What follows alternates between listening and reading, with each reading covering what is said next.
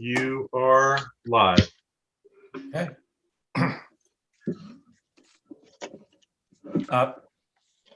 Welcome to the City of Annapolis Historic Preservation Commission meeting for the 11th of May, 2021. A quorum being present, this meeting shall come to order. The commission operates pursuant to the land use article of the Annotated Code of the State of Maryland. Local authority for the commission is derived from Municipal Code of the City of Annapolis, Chapter 21, Section 56. The purpose of the HPC is to preserve sites, structures of historical, cultural, archaeological, and architectural significance. Requirements for serving on the board, on the commission, are detailed in Chapter 21, Section 8.06. The HPC operates pursuant to the State of Maryland Open Meetings Act, and therefore no pending application shall be discussed among or between commissioners outside the public hearing to determine the disposition of the application. Okay. The second item on the agenda is our roll call. Bill Williams. Here. Hi, or wave your hand. Kim Finch. Hello, Kim. Present. Present. Mm-hmm. Bobby Collins. Present. Will Scott. Here. I'm Tim Leahy. I serve as chair. We have with us our staff, Roberta Laynor. Here. Our assistant staff, John Tower, I think. I'm looking at John's here. Hi, John. And we have our representatives from the Office of Law, Joel Braithwaite. Hello, everyone. And Cheryl Wood. Hello.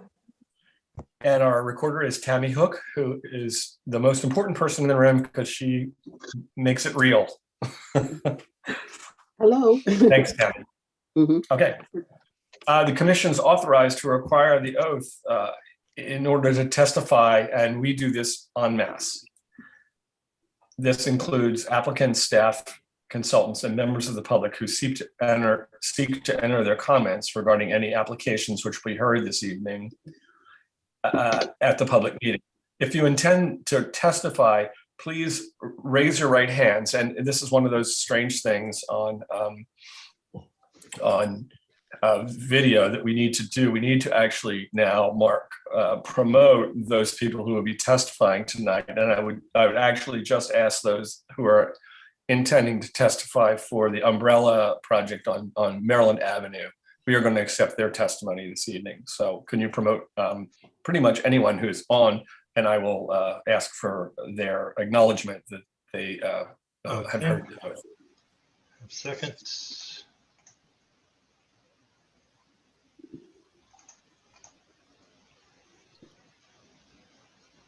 Anthony's already on.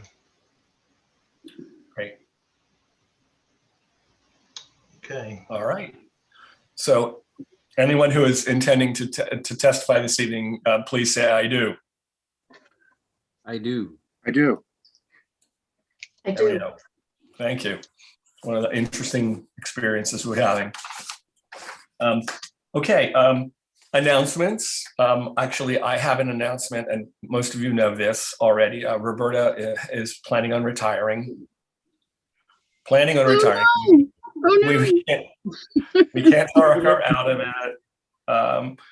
So last night at the city council meeting, she received a commendation, a citation, the good kind of citation. Right. Not a great term.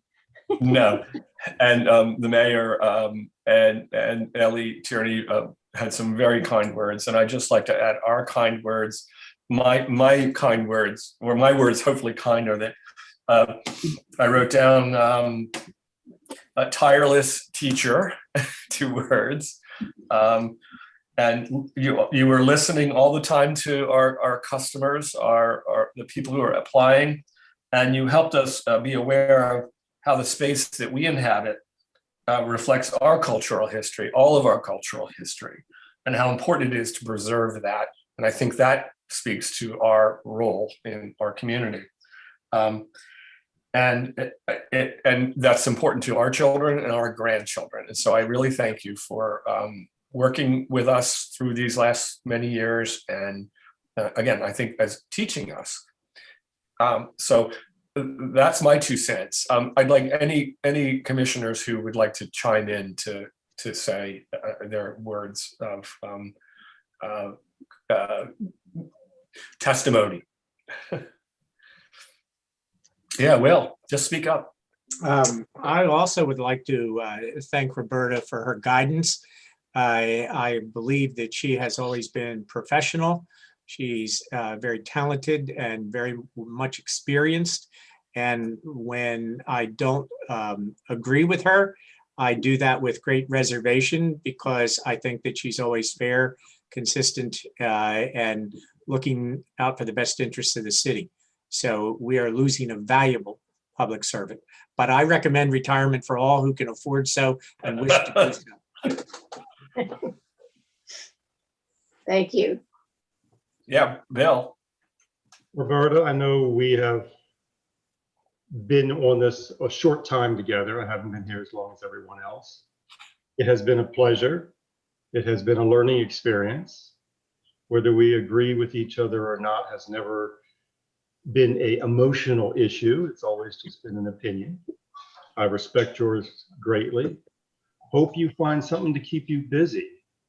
And you know, there may be a seat opening up on the Historic Preservation Commission here. Oh, yeah. Just a thought. Thank you, Roberta. Thank you for being there. You're very Okay, welcome. Kim, did I hear you? Oh, I just have, I'm a huge Roberta fan. Always have been.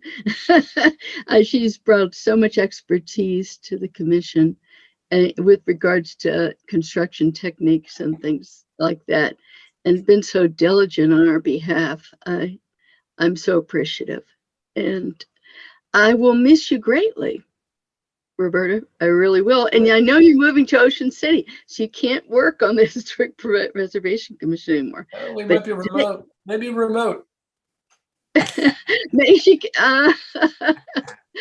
but I think you made a right choice at the right time in your life, and I know that you will move forward with all sorts of grace and joyfulness that I appreciate. Actually, you're sort of setting a pattern for me. It's time for me, isn't it, too? Thank you, Roberta. Thank you for everything. Thank you so much. Bobby. I can't add much. I just want to say, for me personally, that thank you. You have been a great source of guidance and knowledge, and a great teacher for all the things, and helped us keep our focus on the things we're supposed to be keeping our focus on, and helped us many times weed through a huge mountain of information that would have been very difficult to digest without your very clear focus on what was important and your fabulous staff reports. And I wish you a wonderful, relaxing retirement filled with many wonderful adventures. Thank you. All right. Thanks so much. That's my announcement for this evening. Any other announcements, Roberta or John? When is Roberta's effective date? Well, I just want to thank everyone for their kind words, and to let you know the human resources announcement was somewhat premature. So I do have a few more weeks left. My official end date right now is July 9th. I actually said I would stay until to try to make the transition smooth. I am moving in June, but we've gotten so used to virtual work that it is possible for me to continue to work a few more weeks after that. But I absolutely do look forward to retirement. Once I was vaccinated fully, I realized that it was a good time. And there are lots of things that I have been holding in reserve while I've been working just about 7 days a week for the last 5 years. So all kinds of things like visiting family and cycling and studying horses at Assateague and gardening, all the things that I've postponed. So thank you so much, everyone. We all know it's all about the grandchildren, so. And anything else? While I was doing roll call, I forgot to welcome Jackie Rouse from Planning and Zoning, who is always welcome at these meetings as well. So next on the agenda, any other announcements? No. Okay, no. Next on the agenda, any violations or status of active violations? Back to the serious stuff. Right, serious stuff.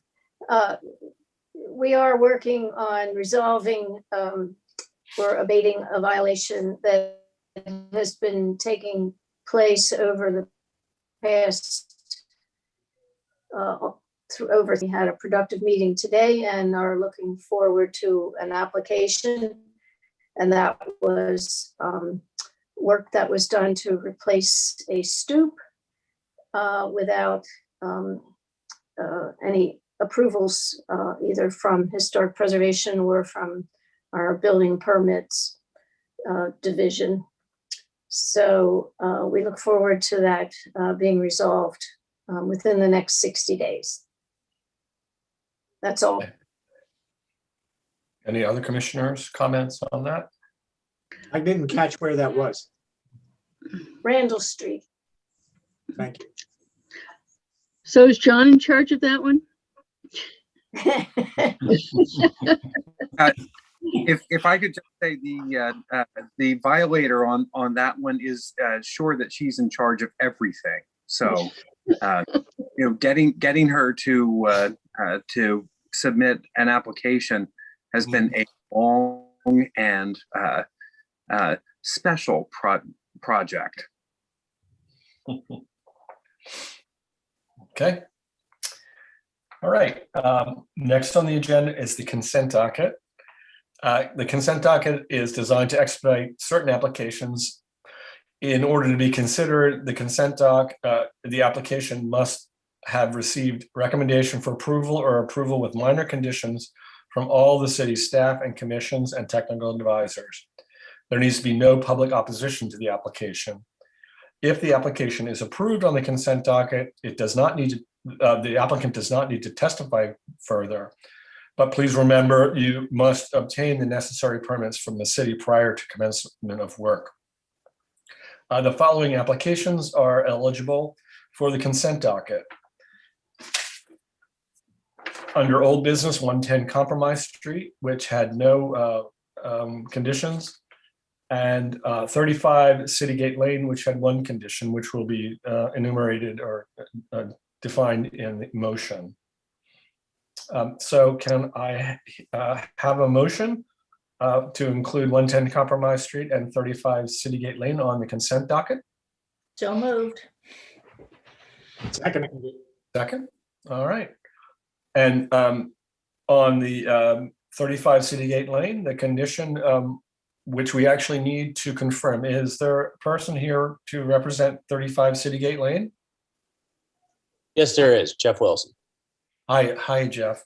The condition there was that archaeological monitoring would be conducted during the process of the project. Do you agree with that condition? Yeah, I have no problem with it. Is it, do we have to contact them like during digging of footers, or what are they looking for? Because we're really just digging a few post holes. Roberta, can you explain the process for monitoring? Yes, that's explained in the certificate of approval and report. And that will involve contacting our consulting archaeologist, and we will provide you with her contact information. And she needs to be notified a couple of days in advance, and she will send out a staff member to monitor when you dig those footers. But the reason that we established that condition is that there are known cemeteries and remains and also artifacts in that area from the neighborhood that used to exist before urban renewal. Is that understood? Absolutely. Thank you. Okay, thank you. Okay. All right, we have a motion on the floor. All in favor? Aye. Aye. All opposed? Abstain? All right, the motion passes. So 110 Compromise Street and 35 Citygate Lane are have the certificate of approval approved. Okay. Next on the agenda, excuse me, is under new business on Maryland Avenue, the public art installation for Umbrella Sky. So I think you've all read the staff report.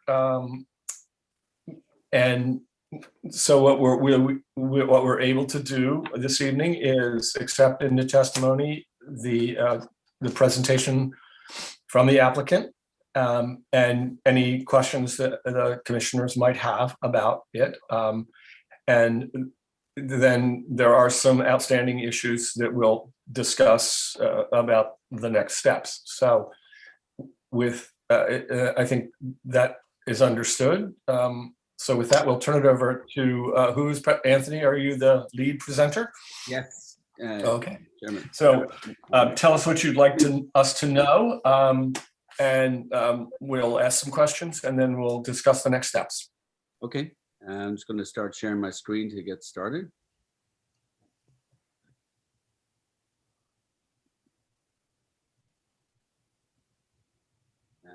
Are we good on your side? Does it look good? Looks good. Okay, thank you very much for having me here for this public hearing to present the Annapolis Umbrella Project on Maryland Avenue, as Umbrella Sky has been becoming known. I was introduced to this project back in 2019 by Brian Callahan and Mayor Gavin Buckley as an idea, as something to happen in Annapolis. I loved it, and as soon as I saw it. And since then, even in 2019, I traveled around Europe and Paris and actually in Ireland, my home country, to visit a few of them that had been actually put up. And I thought they would just be perfect for Maryland Avenue. And coming out of COVID-19 now into 2021, I think the timing is just right for some bright, beautiful umbrellas to liven up a new kind of economy that's coming out right at us right now. So with that, I'm here with Dan Douglas, who has been a terrific help to me in volunteering as an architect to help me design and navigate the complicated issues that are, come about with a project such as this that requires a structure and requires multiple buildings on a public street. So Dan is here and he might chime in on a couple of the slides just to clarify some items. So I'll go ahead and present now, if that's okay. Okay. Yes. The company that originally came up with this is based in Portugal. Sexta Fiera is the name of the company, and they've installed numerous umbrella projects around the world in countries like Brazil, Portugal, France, Ireland, as I mentioned, South America, or in the United States, also in Florida. So right now there's about 45 different projects around the world, and sometimes they're at different times of the year. Here, I'm just going to show you a couple of photographs of ones that exist in different localities. And this one's in Paris, this one's in Portugal. Very colorful. This is the Coral Gables one in Florida. And all of the streetscapes and places that they are all different. They're all different in their own ways. For the Maryland Avenue plan, we wanted to work with this company because they're the professionals. They're the ones that have done it. They're the ones that know how it works in different communities, different climates, everything like that. So they have a very technical plan of how they do it. And I'm just going to introduce this, as you can see it, based on a road and a street and the various lengths between each section. This is just a plan. Here's how they install the cross wires that are required to go across the street to hold the art display. And then the umbrellas are measured, and you'll see when I talk about it a little bit later how we have to design, how long they have to be and where they're placed. They're all laid on the ground and then uplifted onto the cross wires. Cross wires are required to be at a certain height, both for fire regulations and also cabling, which I'll talk about a bit later too. There's even in the plan from the Portugal company, they design a quick release ability for them in case of emergency. Now, we've discussed in length and had many meetings with the fire department for Annapolis to make sure that they are good with what we're trying to do as well. And I'll show you the design. This is really just a slide from the Sexta Fiera company of what they recommend. I believe what we have done and Dan has designed and our contractor has fabricated is a much more secure and protective of the historic buildings that the attachments go to. This is one of the first sketches. This is our sketch of 7 cross wires going across the street from building to building, which we've estimated will hold the display. So it's not the total length of Maryland Avenue. As you can see, it really stretches from 73 up to 45. So there's about 20 to 30 feet at either end of the street that does not have umbrellas.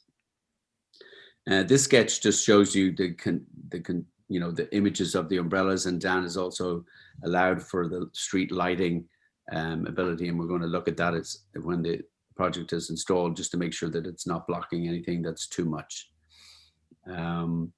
This is a cross-section one indicating a fire truck, and also where the umbrellas sit underneath.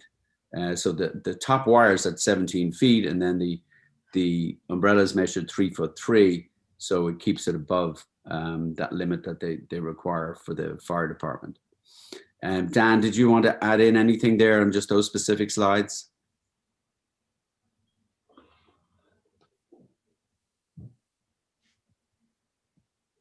I'll take that as a no. Or are you just trying to unmute there? Did I just unmute? Yeah, you're good. No, that you've said it. Thank you. Okay, thank you. With regard to the building and some of the comments that came up early in the discussions, the protecting the corner of the buildings was a point that was raised, just because it's a wire, steel cable wire that's going across. So we came up with this design, which this is the fabricated one, and I'll show you how it works a little bit later. That covers the corner, and then the loop here is what the wire goes around. Here you can see it in the image, and it's designed to be a quick release bracket. So in the top part there, where the bracket is attached to the corner of the building, the wire comes across this free loop, and then with a spring to create tension is then hooked onto another wire or another hook lower down to allow access for the fire department. And this is a specific design for them. So on one side of the street, it's a simple eye hook in the building. And on this side of the street, it has the quick release ability. The fire marshal that we've been working with, Bud Zabata, has, came and we did a live test on the street. We've been able to secure one cross wire across from Galway Bay to Peak House. And we needed to be able to make sure that what they call a New York hook, which the fire department use all the time to do different things with, but that was able to fit into the carabiner, which actually holds at the end of the wire. So we did the test, and I went out to Bud and confirmed the new carabiner that's plenty big to actually cover or be able to be used by the fire department easily and release the art display. The umbrellas are very light, made of 100% polyester, PVC, fiber, metal. They weigh 450 grams each. And they are suspended by the top loop of the umbrella up here on the cross wires that they go through, and then on the cross wires that go across the street. We also produced some Maryland Avenue rendered photographs imposing the image of the umbrellas and how it would look. This is from the top of Maryland Avenue. You can see the tents that exist here at Galway Bay right here. And it does, they even were able to render in the shade that it produces. So if you can imagine a beautiful hot sunny day and you just have this beautiful shade and color as you walk down Maryland Avenue. Here's another one a little further back from State Circle. And here's one from the other end of the street.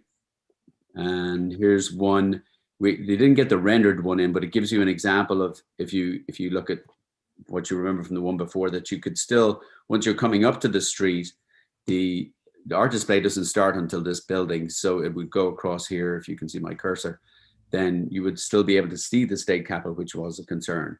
Obviously, if you're underneath the art display, you won't be able to see it. But from this view, it would be a beautiful picture just walking up from gate 3 to be able to see that art display and then see the state capitol above it. And that's why I took this one a little bit further back, so you could imagine the art display across here and then all of it looking in one view. Here's a picture of Maryland Avenue, of Galway Bay itself. So we were able to put up this test wire. We did this for the fire department. This is the bracket store, installed on the corner of the building. It protects the corner. It's brick. And then the next one here shows you down here where the lower clip is hooked on and available then to just release. This is on the other side of the street in Peak House. So this side, the Peak House side of the street, we only need one eye hook. It's only one penetration in the building. And myself and Dan have been up and down the street, and there are numerous different attachments that are already on the buildings that we are going to try and build in and use as existing hooks, so that we don't even have to make new penetrations. They're all over the place. So there's different kinds of ones that we can use and adapt to what we're trying to do. And again, we've agreed with the fire department, once we install each hook or each crosswire, we'll be able to check with them. We've also started beginning, signatures of support since the notice went up for the public hearing. We've had a lot of questions and inquiries. People are very excited about the project. I've shown the images and the slide presentation parts of it to them and explained how it works. And we've started to collect through Galway Bay just numerous signatures of people, a lot of people that actually live on Maryland Avenue and in Annapolis. We continue to collect these signatures of support, and a lot of them are obviously from Annapolis, you can see in Maryland Avenue. That's all we had up until yesterday, or sorry, yes, Sunday. I picked them up on Sunday to send them with the presentation.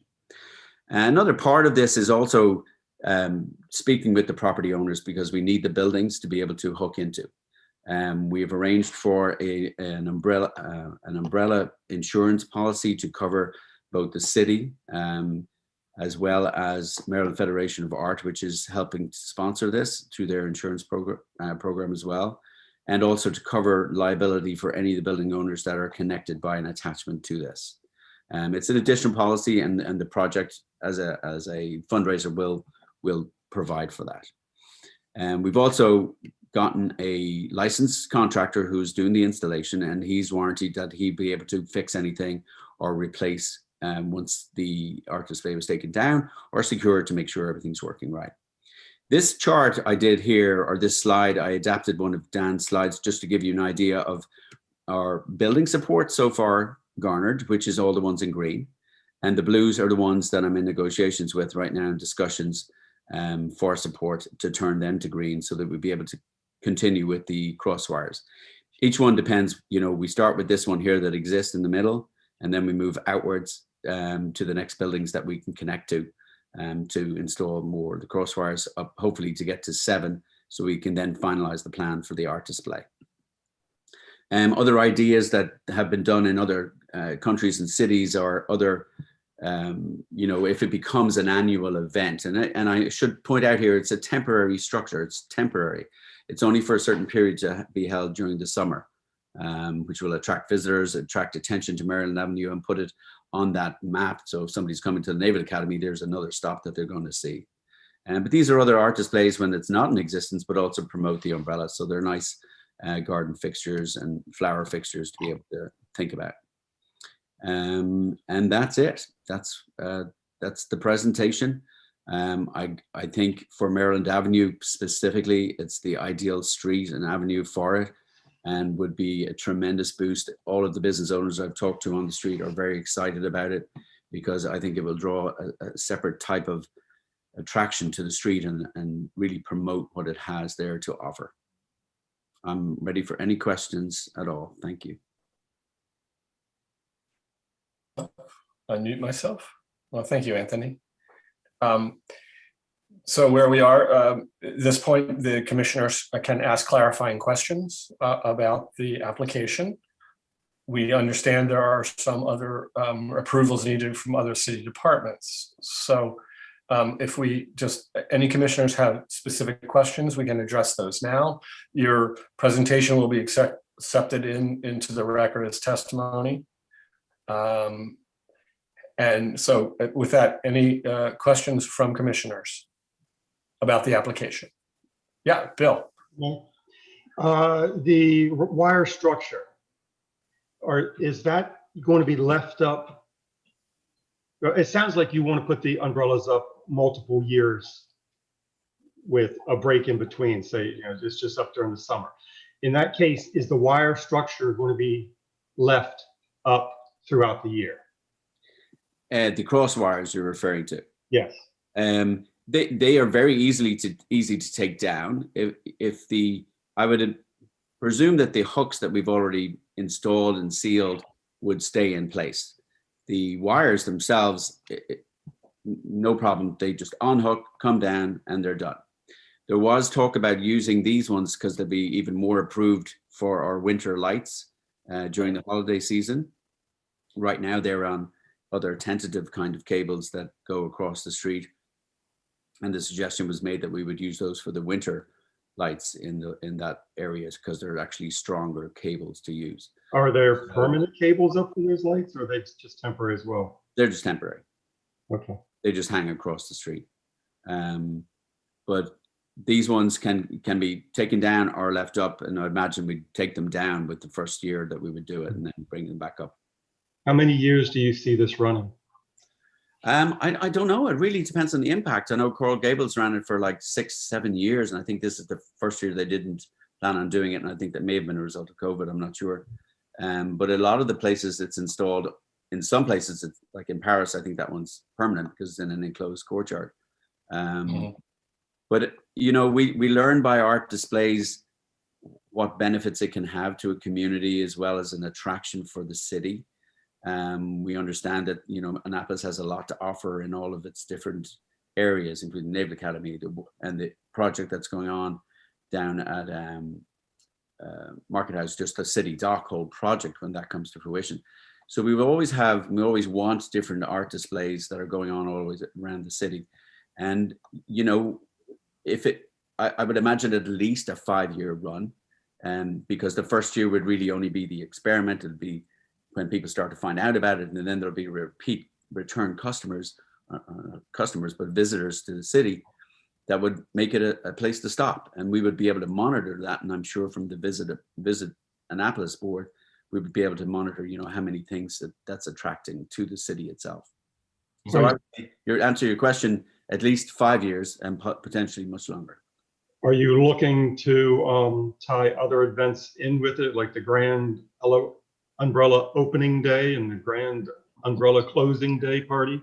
We do a lot with Maryland Federation of Art, and when they do plein air kind of events, and we either do them with open streets or sometimes closed streets.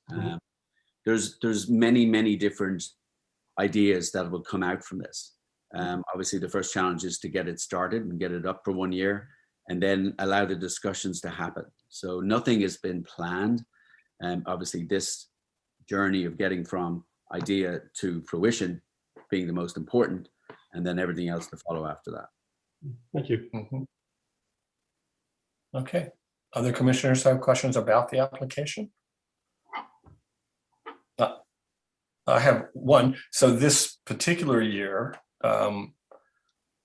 Anthony, is from when you can get started. When do you believe it will come down? It would come down in the fall at some point. So what's your idea about each year, when it would start and when it would finish?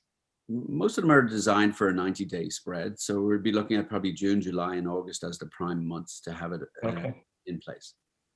Okay. It would be important to have that in the application right now. When I read in it, I don't see that plan. So yeah, we do not believe we'll make a June deadline, certainly. So a lot of it, as you know, we have a lot of different hurdles and parts of this plan because it's very detailed and it involves a lot of different organizations and building owners and property owners. So if we get it, even if we get it in for August, I would love to have that because we would have accomplished that. Then we have next year. Yeah, so I think would be saying from the day of approval to plus 90 is your plan. Is that what you're saying? Yeah, we probably won't go in. We'll have to look at the weather, even though we don't believe that, these umbrellas float around, but we don't want to really be in a hurricane situation. Serious. So it'd be important just to put that 0 to 90 day. If that was predicted, we would just remove it. We would take it down. Right. So we would monitor weather as it comes through and then go as long as we thought was good. Okay. Other commissioner questions? Actually, I have one. Once it goes up and for the duration of the time that it is up, who handles things like an umbrella that gets loose and falls or something, some damage or something occurs? Who would be responsible for that? Well, I know a restaurant on Maryland Avenue that have a relationship with a lot of people in there, and I have many eyes that are going in and out of that building every day, and we're going to assume that responsibility. So with Galway Bay, we're obviously going to be a big sponsor of this because we believe in it and we think it's great for the street or the avenue. And the contractor that we have a relationship with him as well, and he's always on site for anything that goes on. So I think that was answered, and we're going to answer that in the next revision. But we will assume that responsibility as the project lead, and because we're in the middle of the street, in the middle of it, we'll see everything that happens. Anything that comes down, they're going to come straight to Galway Bay to find out about it. Okay, thank you. Okay. So I think where we're at, we in the staff report.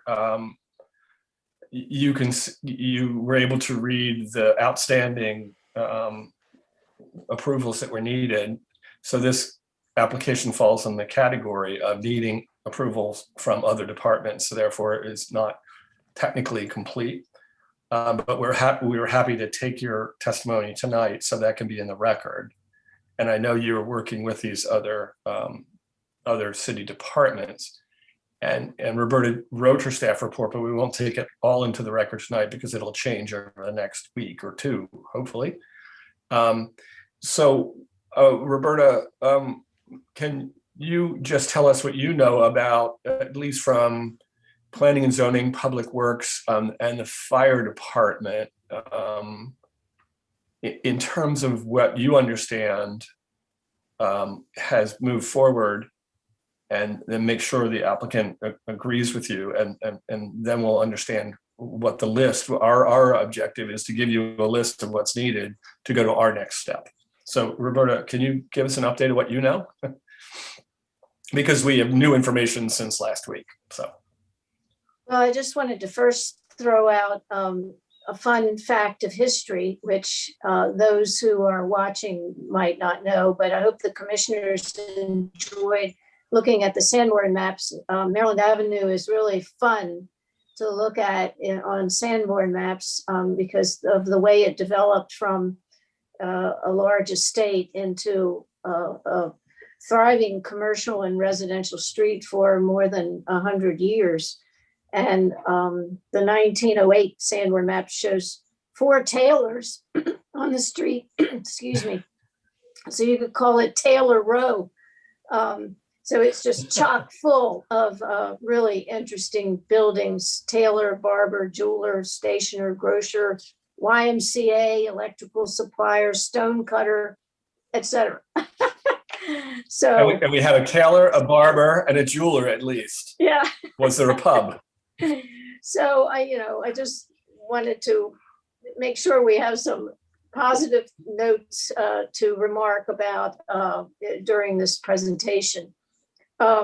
This team has already jumped through a lot of hoops for this project, and I appreciate all of their cooperation and all of their hard work, because it has not been easy, and there's still some hoops to go, but they've come a long way with, for example, the quick release system, and the commissioners have the video, and hopefully some of you watched the video of the quick release system. And the fire marshal did ask for a few adjustments on that. And his most recent comment was that, I don't know if I'm going to say this correctly, the carabiner, is that? Carabiner. Dan, help me with that. Was large enough at this point to fit the hook. And he looks forward to continuing to do some on-site testing, but has given his approval with comments. As far as planning and zoning plans review, we're just that, along with Public Works and BG&E, we're just waiting for a few more wind load tests. There are a list of other questions that are being addressed that were raised by the Department of Public Works. So all of that is still in process, and the applicants, the best I can say, everyone is still working on that, and there are a few steps, a few hurdles still to go. I would like to mention that with the two public comments, one from Historic Annapolis, really wanting a defined time period. So, our chair, Anthony, has mentioned, the 90-day maximum, even if you start in August, that if you bring it back for other years, what would be the maximum? What would be the time frame specifically that you would mention in the next round of your application, including what would be an end date in a typical summer? And the other public comment was from Alderwoman Tierney, who thought that this would be a very complimentary installation, aligning the historic definition of our city being museum without walls. So that's all I have, unless anyone has a question for me. And I'm sorry, ultimately, in my staff report, I said that I recommended continuation while the rest of the issues are worked out. And I'd like to give John Tower a chance to say something as well. Make any comments you're on mute. You're muted, John. A lot of thought has gone into this, a lot of hard work, a lot of innovative thinking. And I think that it's a worthwhile project on a temporary basis. It will certainly add to the interest of Maryland Avenue. And I'm hoping that the other approvals can be gained. Yeah, okay.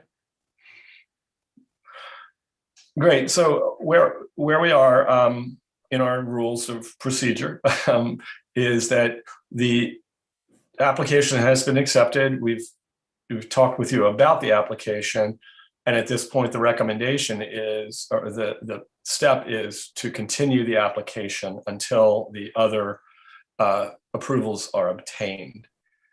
And then after that, what that gives you the opportunity to do is we will be able to put you on the agenda for, as soon as those those other approvals are obtained, you can come back here and we'll move forward for our steps, which include staff report and our deliberation and eventually approval. So we've gotten this part into the record. If you get the Department of Public Works seems to be one of the most important at this point, particularly as I understand.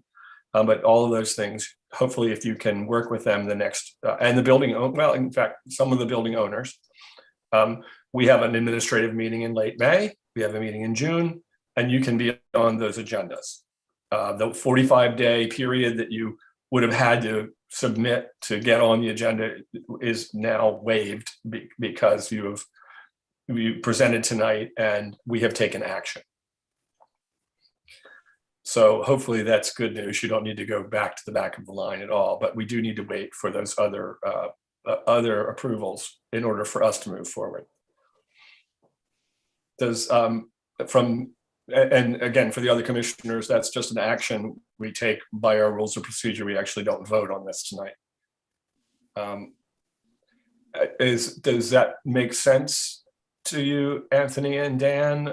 You understand our next steps? Yeah, I think Brian Yes. wants to say something there first, and then I'll comment.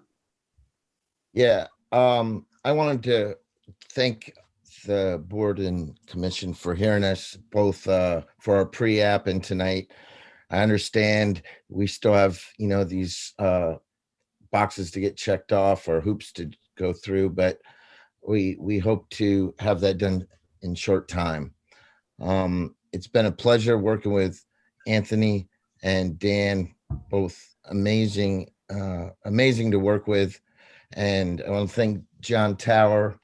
And then, you all got to thank Roberta earlier, but I'd like to thank her now, not only for all of her help with this project, but from my perspective, I'm speaking for myself, but with the mayor and I both coming in, having been business owners our whole life, coming into public service, that was a learning experience. And Roberta's been nothing but an incredible mentor to me and to the mayor, I know.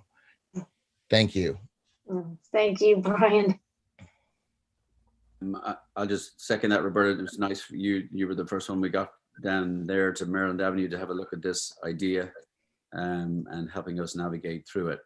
We understand the process. We're trying to be there at each step so that we provide the right information and work with the right people to get the things checked off on those boxes, and we'll continue to push forward. And as soon as we get to that point where we have all those boxes checked, then with regard to the dates of the events, then we'll hopefully just confirm them then at that time to say, okay, it looks like, because we can't even order this production from Portugal until we know exactly where these wires are going to be and that they're going to be allowed to be there.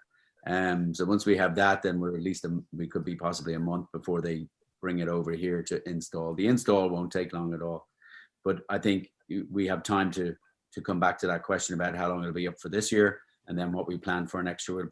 We'll more than likely come back for another application then next year. Sounds good. We will help you as best we can.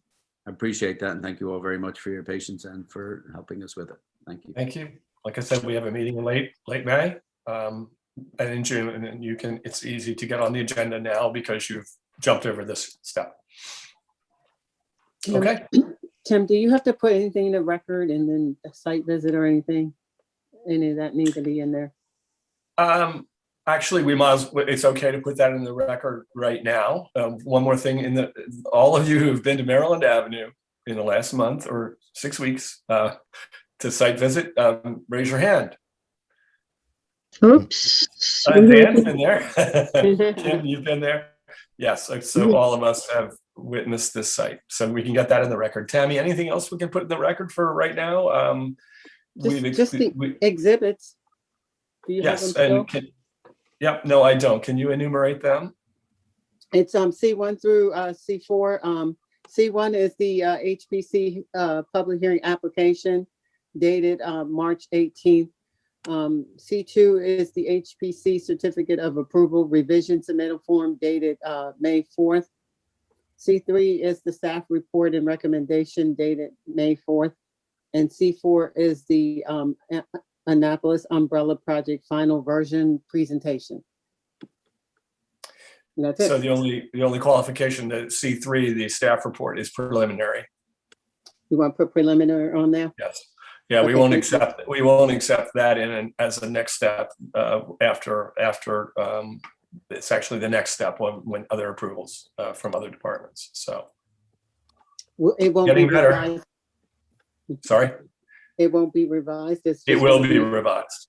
It will be Okay. revised. So that was the preliminary staff report. Okay, thank you. All right. Well, thanks, folks, and look forward to seeing you again soon. Thank you. very much.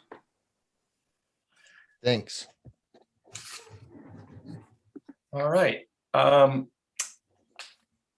Next item on our agenda is a pre-application for St. John's College. Let's see, people are being admitted now.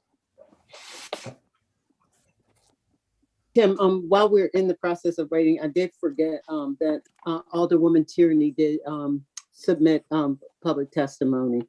So that would be considered T1. Okay, and I think that HA, Historic Annapolis, might have as well.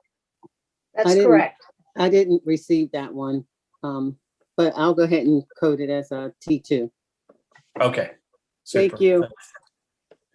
Thank you. Okay. All right. So next on our agenda is another pre-application, which we're happy to do for St. John's College. Hi, everybody.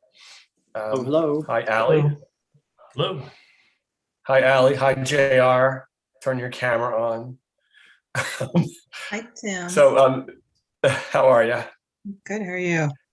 I'm great, thanks. Who's taking the lead tonight from the presentation point of view? I will start out again very briefly. Again, this is Gregory Haas from David M. Schwartz Architects in Washington. Want to thank the commission again for your time. We have done a lot of work and have some updates to what we presented the last time. Again, I want to specifically thank Jackie, Roberta, and John for their help in the meantime to help guide us and focus us in on the things that we all believe are the right and most significant issues. I'm not going to... Gregory, can I interrupt real quick? Are you able to share a presentation this evening, or should we be looking at our I think Dean will present. Yeah, there he goes. Perfect. All right, good. Exactly. It was large and perfect. I just wanted to know because I was able to download mine, but it's very large. And I think we really appreciated your previous presentation and got the focus on I think there's 5 things we can really drill in on from your previous pre-app, and I think you probably know them: the loading dock, the doors, the plate glass wall, the door onto the entry, and the solar panels. So you can really zero us in on those issues and how you've thought about them since our last pre-app. Excellent. And We'll do Tim, that. And excuse me, Tim, I'm sorry. Do we need to put the pre-application spiel in the record today, or does that carry from last time? No, actually, the pre-application doesn't enter the record formally. No, I mean, you know how you always say, do they know that it's a pre-application? That. Thank you. Just so that it's in there. My statement, yes. Thank you, Tammy. Yeah. Our statement, I think you know that pre-application is a courtesy extended to applicants in order to provide feedback on potential application, and nothing should be construed as approval or disapproval at this point. And I just need an acknowledgement from probably Greg as the lead that you understand that this is still a pre-application. we understand. Okay, thank you. Sorry to interrupt you, but that's all right. So I'm gonna go for it. Yeah, I will go forward, and I'm going to ask Dean to sort of maybe start with about slide 6, based just on what Tim asked for us to get closer to the issues at hand, and just start with the new information. That's With that, great. I'm going to Thank turn you. it over to Dean Reinking from my office, who's going to do this first part of the presentation, and then we'll turn it over to Jim from Keslo to finish with the solar panel issue. Okay, thank you, Gregory. So tonight we just want to bring a couple of things that we've come across in our research that are updates, and then we'll get into some specific revisions that we've made in our process based on feedback from the last presentation and the commission's input on that. So again, these are all discussion topics, and we're here to hopefully find a mutually agreeable solution to help St. John's find their best and highest use for the Mellon Hall Auditorium. So last time in the discussion, there were some questions that we had not confirmed the answer to about the existing conditions on the back at the loading dock entrance. The drawings on the left, on the upper left there, that's the original Neutra blueprints. And it actually does show the two large sliding doors. You can see the seam down the middle. And you can see the arrows here on the left-hand side from the interior elevation, that those are sliding doors that were mechanically operated, that were pulled out left and right. And we've also found documentation in the 1986 set, which are the drawings on the right-hand side, that show that those doors were replaced with an 8-inch metal stud wall with a smaller loading door and 2 personnel doors. So that was in response to a question that came up last time about whether or not the existing condition is the original condition or whether that isn't something that had been altered. So I think we've definitively answered that it has been altered. I'm going to skip through a few of these slides fairly quickly where there haven't been major changes. We also did confirm the date for the addition of this event on the upper roof of Mellon Auditorium as being part of the 1988 edition. That's not really relevant to our topic tonight. The other thing that we came across in looking more closely at some of the original drawings, in the upper elevation there, you can see a small plan, edge plan there. There was an existing concrete walk that came across the lobby. There was a set of steps here that came immediately down next to the original entrance, and that was used to access a set of side doors, which at a later date were taken out in the 1988 edition and replaced with this entry along the gallery canopy. So that just may come up as we get into the discussion about the inclusion of a terrace in this space and how that might harken back to some of those sight lines. No changes on these slides. These are the existing north and west elevations. I'd like to just recap again, so for everyone's clarity, the program changes that we're contemplating here and how they affect the exterior components we're talking about tonight. So on the loading dock, we're proposing a black box theater space that's going to be immediately adjacent to that rear loading dock entrance, where we're proposing a curtain wall. And then on the north side, the existing lobby will remain the lobby for the Francis Scott Key Auditorium, but the college's goal here is really to enhance the usability of this space also as somewhat of a student gathering space. And so with furnishings and things on the interior of that space to make it a space that not only sees service after major lectures and events, but also serves as a gathering point for students just during the day and between classes. It's an additional opportunity for faculty and staff to interact. So that's really the driving force behind the changes that we're trying to make in that area. And we'll talk about the inclusion of a possible entrance from the lobby to a terrace space to help enhance that. So we have 3 areas of study. Tim, I think you outlined them very well. There's one major discussion point related to the loading dock, and then we'll talk about the lobby space, where I think there's kind of 4 items that we want to talk about. And then we've also updated our presentation related to the roof's solar panels. If anyone has questions, please feel free to jump in with those. So as I mentioned, we did our homework on the loading dock original doors, and those are not original, they've been replaced. And we have updated our design. So we'll skip to some larger drawings. We've updated our curtain wall design to meet the needs of the college. So We do need to maintain some access here for loading, and we think that a set of double doors here in the corner will accommodate the needs that the college has. It also is tucked somewhat in the corner, so this does help as you're entering the campus from St. John's Street into the main parking lot. This is sort of obscured, and we'll see that in the next view. We've started to provide some design details so that we're not just throwing up 2-inch by 2-inch profiles on the, a basic storefront system. We're trying to create some hierarchy between the different components and also create some rhythms along this opening. Dean, maybe what I can interject here is perhaps as we go through this, we're going to go through 3 or 4 different components. Maybe we can pause at each one and get any comments on each one, as opposed to going back. Okay. And having to start over. So if you're, I'm not sure you're ready to move on, but I think you were. Yeah, let me just show one more drawing that relates to this, and then I think that sounds great. The last thing is just from a street view along St. John's Street, so you can see how the doors there are occluded by the concrete canopy that comes down and wraps that entry. So we think we've tucked them in a place that's visually discreet. And the other point of discussion, which we haven't developed much further than we had last time, is the creation of a trash enclosure. And that'll be something that we'll do more revisions to before we do our final application. But, okay, Tim, if there are comments. Yeah, commissioners, and then Roberta and John, what thoughts do you have on this this updated proposal? This is John. It's I think that this treatment is acceptable within guidelines.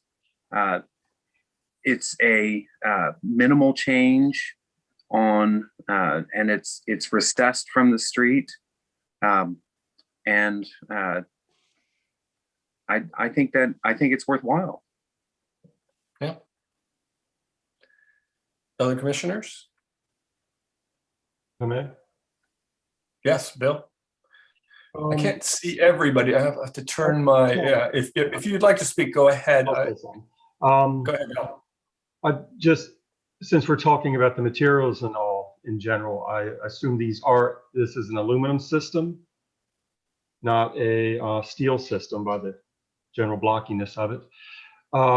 Finishes on those materials. Are you going to try to replicate the systems that are further around the building? Or are you going to propose something different here that? I think we would probably. That's a good question. I think our intent was to not replicate, but to use an anodized aluminum, because that seems in keeping with both the 1988 edition and the original Neutra. It just seems to be of the building.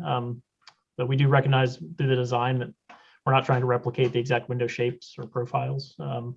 So we'd be open to the commission's input on that if that's something that's important.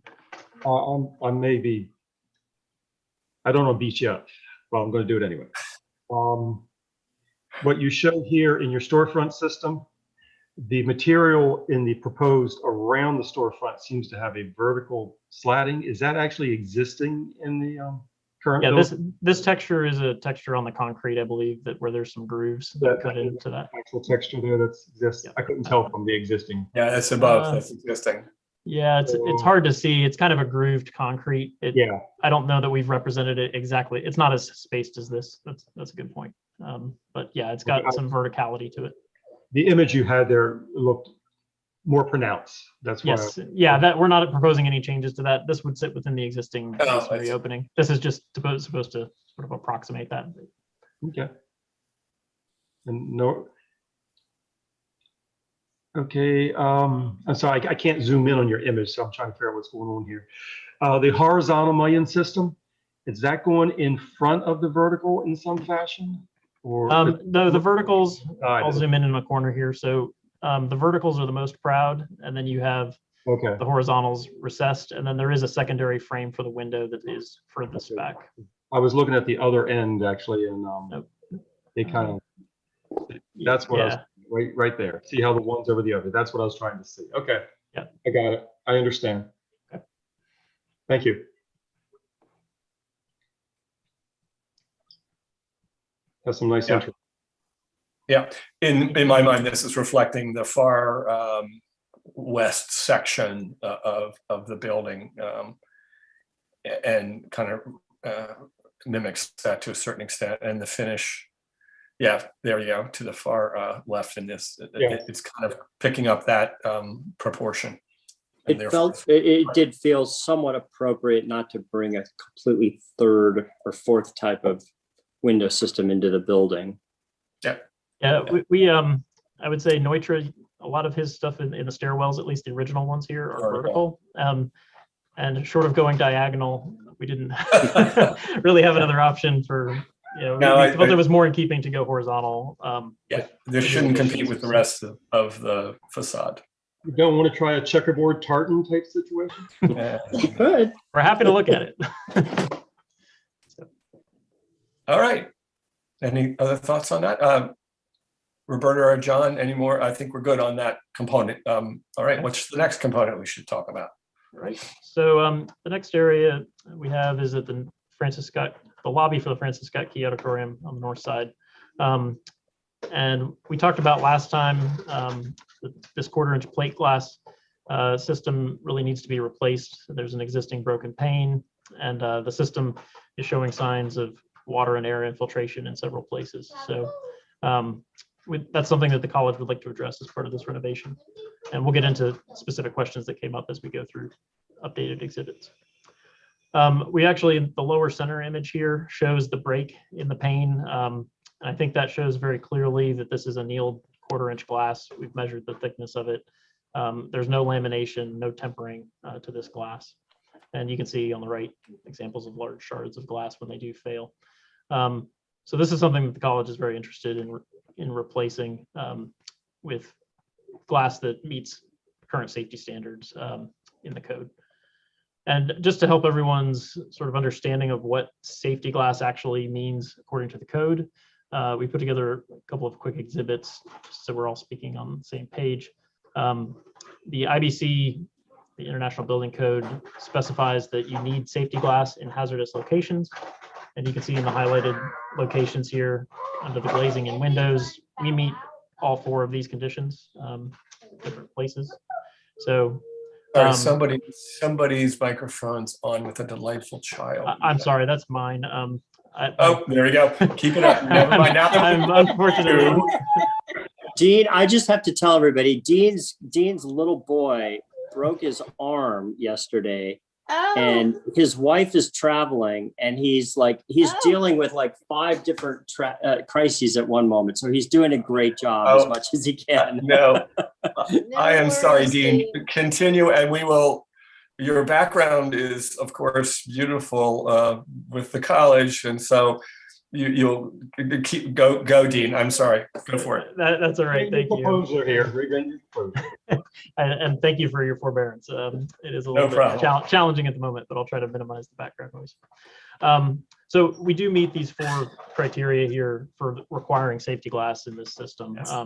We have more than 9 square feet, quite a bit more. We're 18. We have glass that goes 18 inches to the ground, et cetera, et cetera. And so there's 2 types of safety glass that are available. You can have tempered glass, which the virtue of that is that it shatters into little cubes and it's just less of a danger.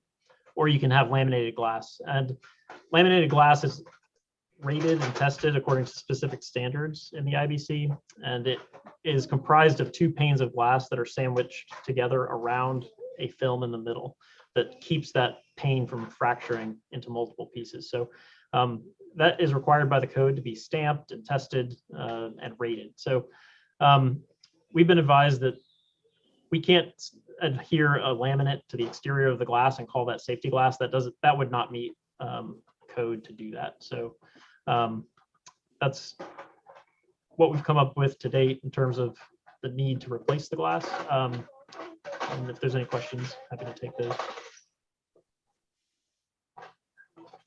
Which one are you actually proposing, Dean? So I think we need to do a little bit more with a specific manufacturer. I think we're probably going to go more toward laminated. Jim, I'm not sure if you have any weigh in on that. I think that the standard would be for a laminated glass. And its transparency is variable. You choose it.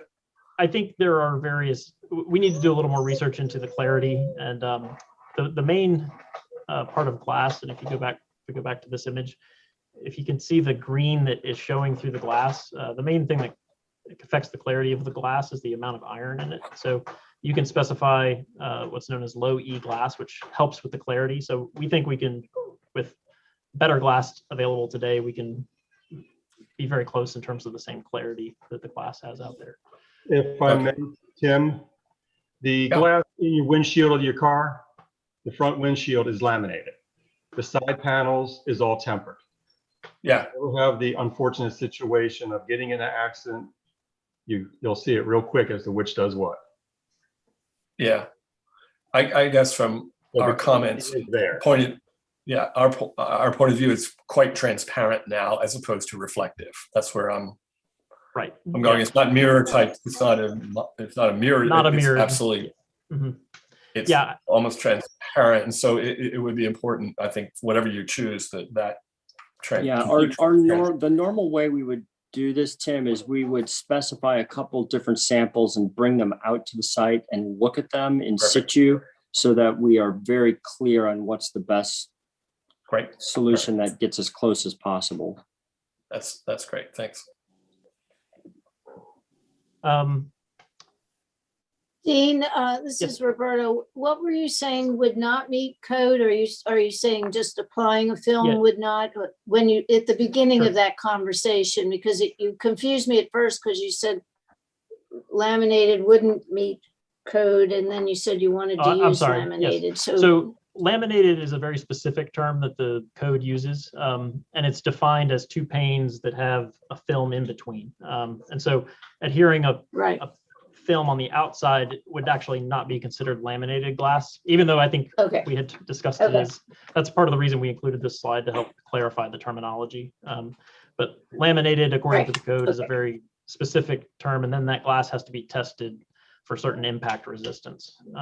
And so we would be proposing laminated or tempered. We need to do a little more research and work with a storefront manufacturer to determine which is appropriate for each location. But in any case, all the panels will be replaced. All the panels will be replaced, and they would be replaced. We would be very mindful in our samples that we'll submit of being as transparent as possible to match the existing. And we're very fortunate that we have a few small fragments of the existing that we can use to compare clarity. So I think JR has a piece on his desk, actually. All right. So in further discussion, one of the other things we talked about last time is the water infiltration, and that is an issue both at the curtain wall itself, as well as at the doors where you can see the large gaps. So there are issues with wind-driven rain, making a very slick condition on the interior here because there's no weather vestibule. So we talked about that last time. I don't think we've made changes to these slides. This talks about the existing condition and the doors at the corner here under the original canopy that are currently inoperable. And that's really just because the hardware is beyond its useful life in terms of being able to support the size of these doors. These are 4 foot wide. And I was going to say, it's important to note here that the size of the doors make it very difficult to find hardware that will sustain the weight even today. And we're proposing to replace these doors, and Dean will show you that in a minute, but and we will find hardware to replace it that matches or very closely resembles, but the likelihood is over time they will too fail because the 4 foot glass doors are just so heavy, but it is possible to do it. Yes. And so we'll discuss a couple of proposals we have, both for the side doors, which are on the east side, and then for the side facing the canopy. some of the existing hardware we've already discussed. And we also showed some previous Neutra projects which had issues, as well as some replacement examples.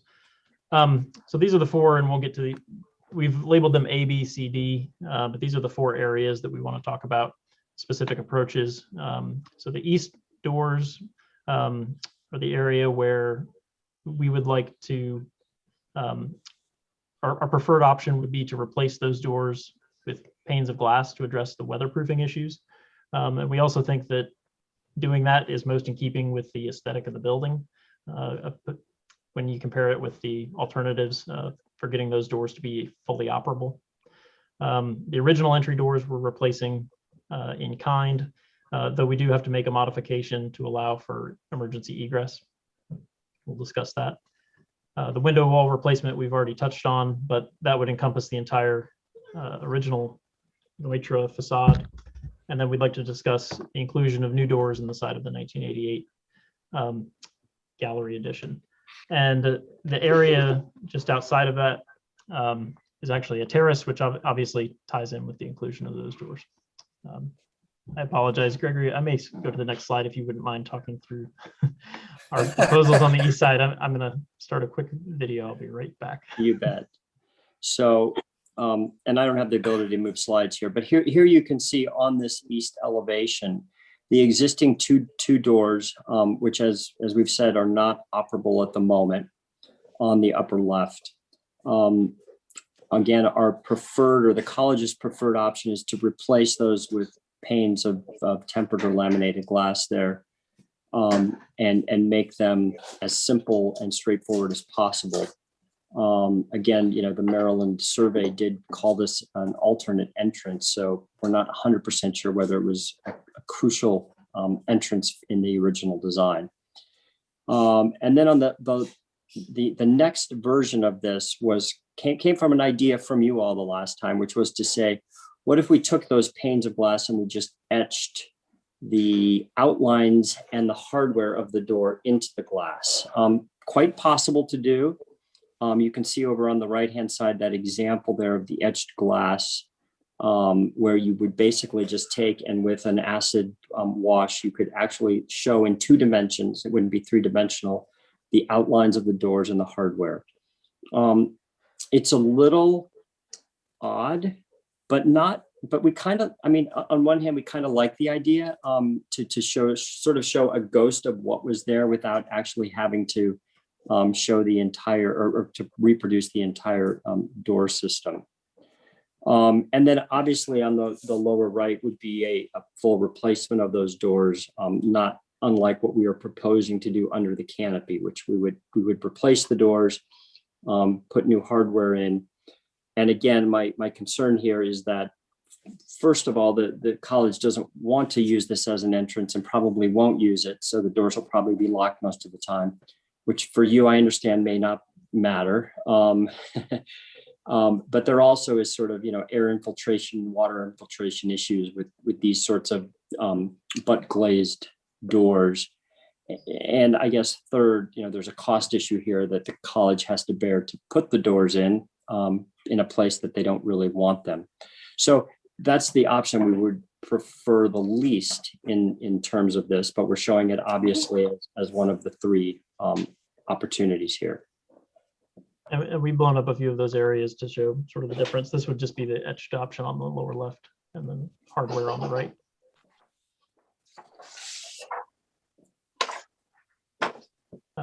We've provided some details with that. I don't know that we need to get into the specifics of this unless anyone has questions, but I think that's the extent. If people want to provide comment, we can take these one at a time, Tim.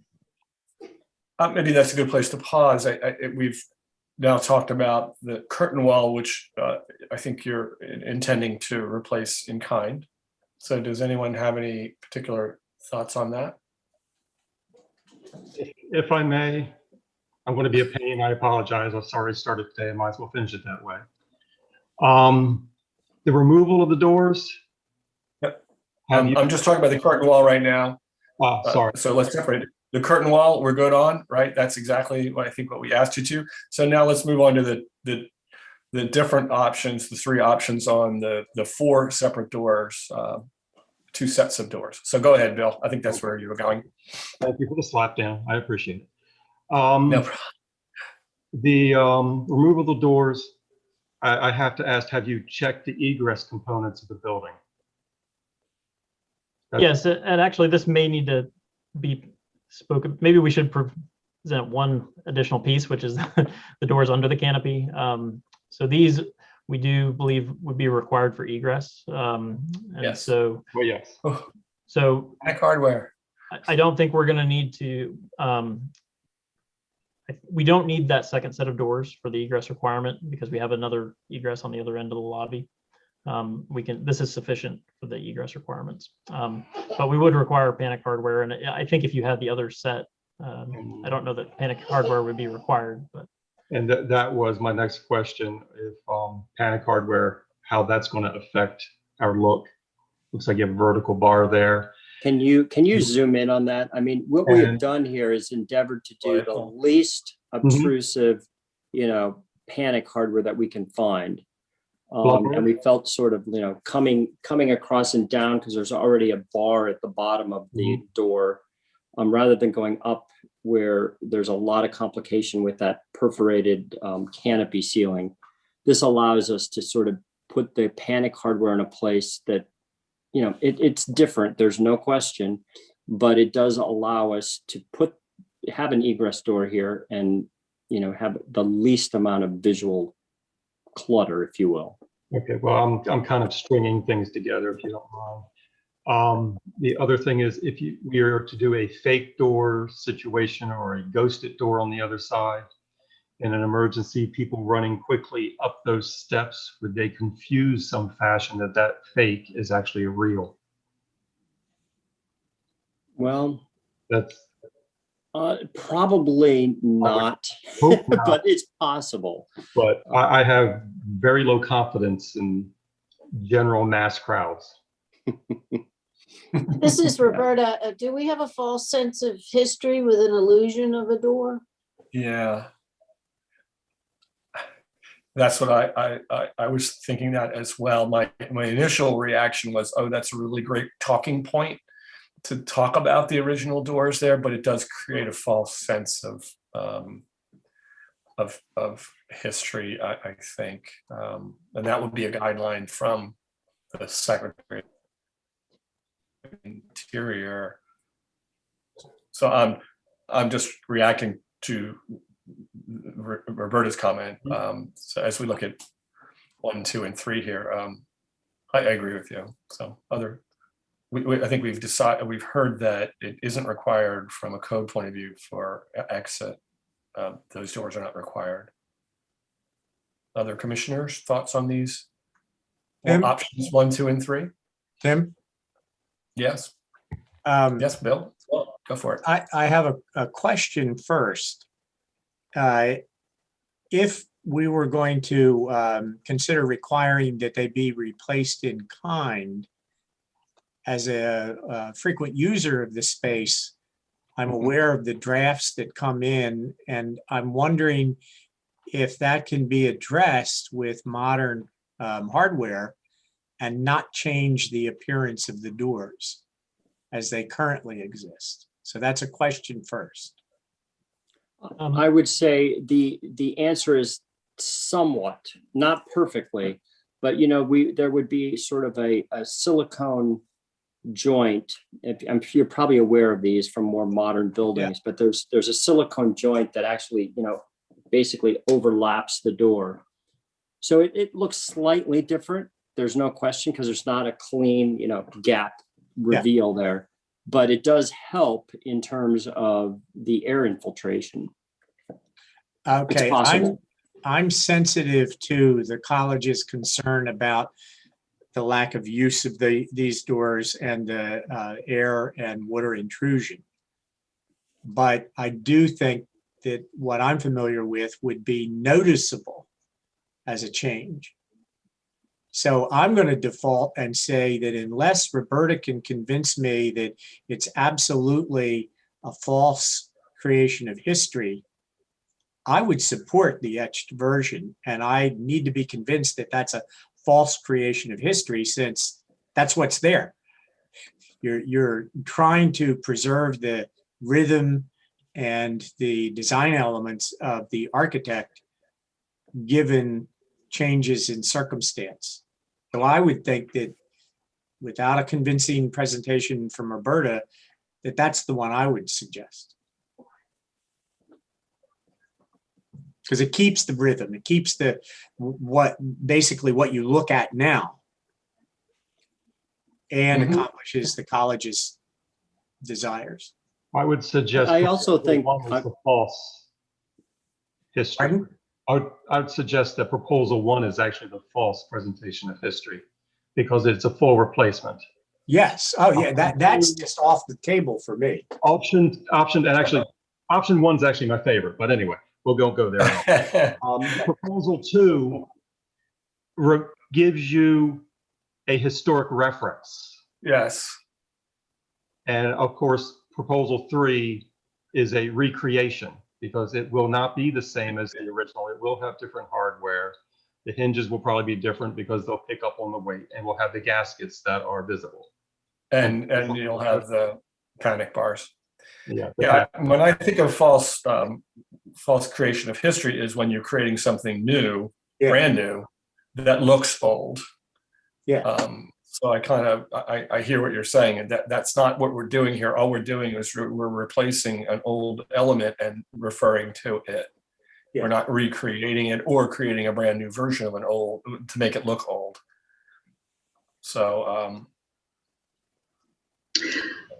Tim, can I ask a question? Of course, Kim.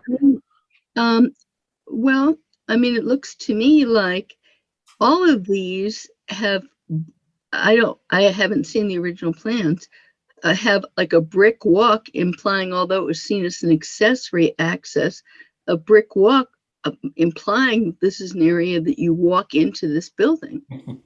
So what was the, I mean, it defines an entrance. So the question is has that brick walk always been in that configuration? If it was an accessory access, or was it somewhat more diminished? The Maryland survey describes the north entrance under the canopy as the main original entrance. And it does represent the side doors as an alternate entrance. I'm not sure, they didn't give a specific justification in that document as to why they said that. But my sense is it's because this entrance directly accesses and faces the campus. And there's a sort of secondary parking lot back here, but I don't think this is like a gathering plaza space. I think it's maybe someone more familiar with the campus can speak to that. But we spoke about this the last time, and having studied a lot of Neutra buildings, our best guess is that at the time, someone from the college decided that they wanted the entrance here because there was parking spaces there, and Neutra, he accepted that, or the college decided to do it, but it's not something that would have been normal because his normal entrances are always very much geared toward coverings. Right. But that being said, they were part of the original. I mean, they were built originally with the building, so I can't argue that they aren't original. I also wonder if we were to do an etching in a color that maybe wasn't gray, that maybe was more of a color, maybe a blue or something, that where it's still a ghost, but it's more, less of a realistic outline of a door, that might help the issue of people feeling as though it were really an egress door, and or maybe not putting the actual handles in the etching, but just doing the outline of the door itself. I think you're going in the right. I think that's a really good idea. And I actually, we all understand that the door underneath the canopy faces the campus. It's the connection to the pedestrian activity in the campus. So it is the primary door. These are afterthought, maybe an afterthought for the public to get in. On the fishbowl as it exists right now, it was necessary to put stickers on the windows. I hate to say it, because people walked into them. Yeah. Which some JR will remember. So it is a real thing. So, not having the handles there, I think, would help.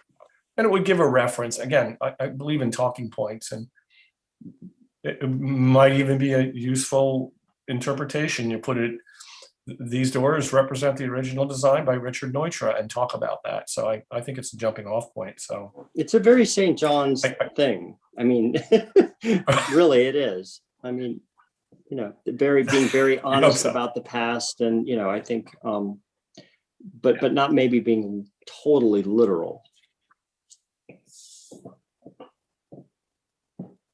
All right, Bobby, I haven't heard you comment yet.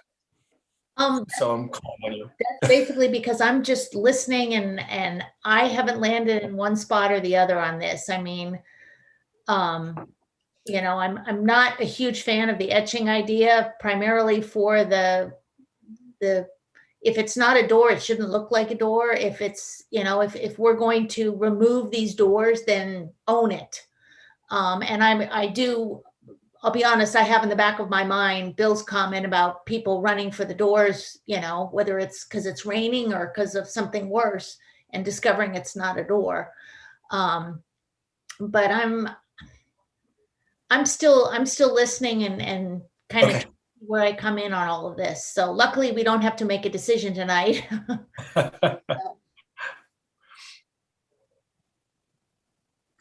All right, so I think we're kind of in a undecided on this one.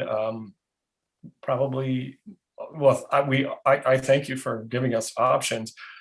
I think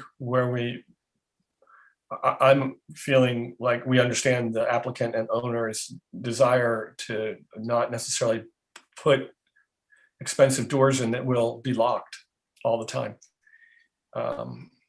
because of wind and rain and other things. So I think we're kind of wobbling between 1 and 2 at this point. Is that accurate if I were to summarize where we are? Commissioners? Yeah? As I said, I prefer 1. I think last meeting I said that it looked like the 2 doors on this side were an afterthought or something that was forced upon them. Yeah.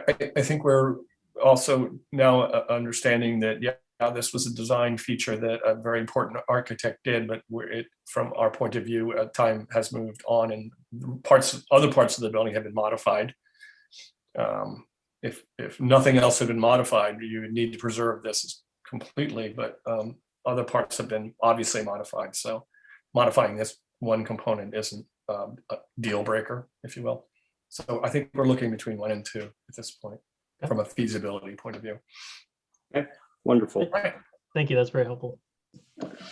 Okay. I don't know that there's much discussion on these doors. I think clearly they need to be replaced. I think we're going to do our darndest to try to get them exactly what they are and workable. So unless anybody has any comments, we'll move on. We've included some detail sheets, which will continue to get fleshed out as we start to work with the manufacturer, how that works. Tim, we talked briefly about the need to replace the glass. We've had conversation with a manufacturer who can replicate the exact width of the mullion cap, the exact depth of the cap to the glass.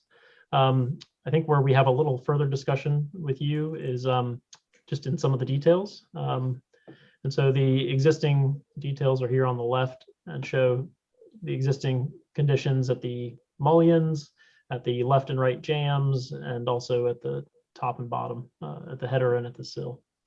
So we've expanded and dimensioned those in the existing.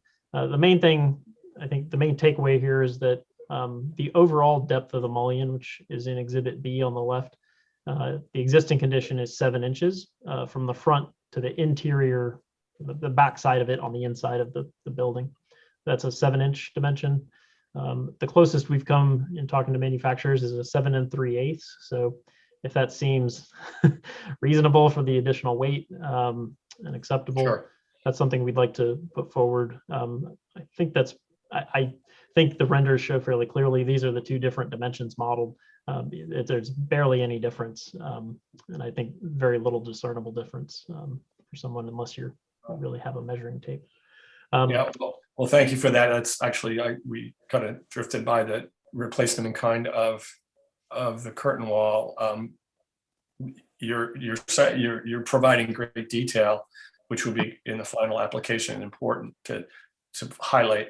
It goes from 7 to 7 3/8, not from 7 by both dimensions, the depth and the width are so those will be helpful in the final application.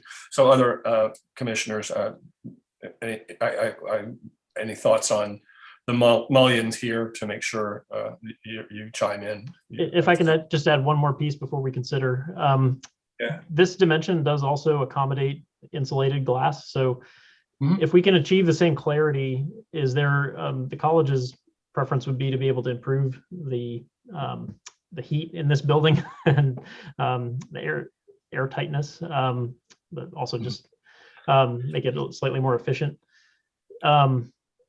So I guess the question is that insulated glass something, as long as we can achieve the same clarity, is that acceptable? Or that would be something we'd like to get a little feedback tonight from the commissioners on. Or does it really need to be a single pane of glass because that's what's out there today? Commissioners?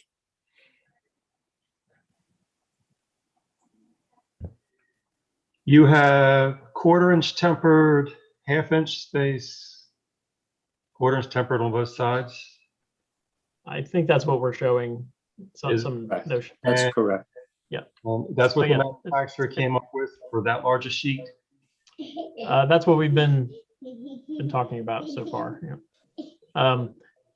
It's possible that the airspace in this 1/4-inch, that might have actually, one of these might have actually been 3/8, but I would have to go back and double check that. Okay. The only thing I could think of offhand is the spacer bar might be a question, just because it's a color difference. Right. You're talking about the spacer here in between the Right between there. Yeah. Yep. Yeah, that would definitely That will stand out. Yep. That's a good. You can get spacers. I don't know if you can get it to match the mullion you're using now. Yeah, I think it's going to read dark probably in any case, just because it does recess into that mullion. Good So point. I It's have a a question pretty for wide you. mullion. If we were to mock up, just from the standpoint of, putting next to the existing glass, a mock-up of a piece of, just for example, a tempered piece of glass or laminated, single pane versus a laminated or tempered with an insulated panel, and show you what it looks like. Would that be an acceptable means of trying to illustrate the difference? Because it's very difficult with a drawing like this to see the difference between quality. No, that would be the most persuasive in terms of evidence for the commissioners, I believe. Would you provide like a To corner? prove your point, it's not. I think Even a corner. I know Well, I know at some point we're going to. I'm speaking for Ally here on Ally's behalf, because I know we're going to run out of time at some point to get the project underway with her budget and schedule. So, if we were to do that in a submission, knowing full well that if you decided no, only the single pane is going to be acceptable, that we would live with it. I just want to make sure that in our next submission, if we have an option or two, if we can live with either, you're okay with us providing options in the final submission. Yes, you can work with Roberta directly on this, but in the past, when we have variables in a submission, we can choose that in our discussion, and then we just list that as a condition. Okay. In the approval. So in the interest Okay. of time, yes, you can show us two proposals and we can have a good discussion about which is compliant. But right now, I think what we're saying is the thickness is important. And the one thing we actually specifically have in our guidelines is reflectivity in a spacer bar needs to be as minimal as possible, so not bright silver. And that's generally a residential issue. We do approve double pane glass, but with the condition that the spacer bar be non-reflective. So commissioners, you agree we could see an option in an application and choose during our meeting? Yes, I do. yes. Yeah. And going to the effort to have 2 samples in front of us is excellent. Hopefully we'll be live. Yes. That would be great. So this is Yeah. Roberta, if I could say something. When you're talking about submission, are you talking about another pre-application or a full application? No, I think it's talking about full app. I'm talking about a full application, yeah. Okay, because we always like to see most of the decisions in place rather than having a bunch of options in a full application. We certainly are glad to take a look at samples always. I guess it would be better to have that decided before a full application. What I'm looking at is anything that is changing from an actual restoration is detracting from that restoration. So if I'm looking at this as this section that you're calling the lobby and all of its parts, I think are important to look at together. And I think John Tower would agree too, in looking at, the whole of this instead of too much as individual parts. So to me, the proposal not to have extra doors on the curtain wall was huge. And then that can apply towards kind of a mediation for the east doors in having them or not having them. So, I guess I would like the commissioners to look at this as a whole and not just the individual parts. So we're looking at the option that was initially proposed, which is a great one, of restoring the curtain wall. And then, so the question would be, can you then give up something on the east doors because of that? So you're looking at the whole package of the lobby. So don't get too bogged down in the individual parts without looking at the entire whole. John Tower, are you still here? You can probably help me with that, looking at the whole. What we're talking about is changing all of the glass on the entire facade for that whole curtain wall and the doors, and then also changing the doors on the east wall.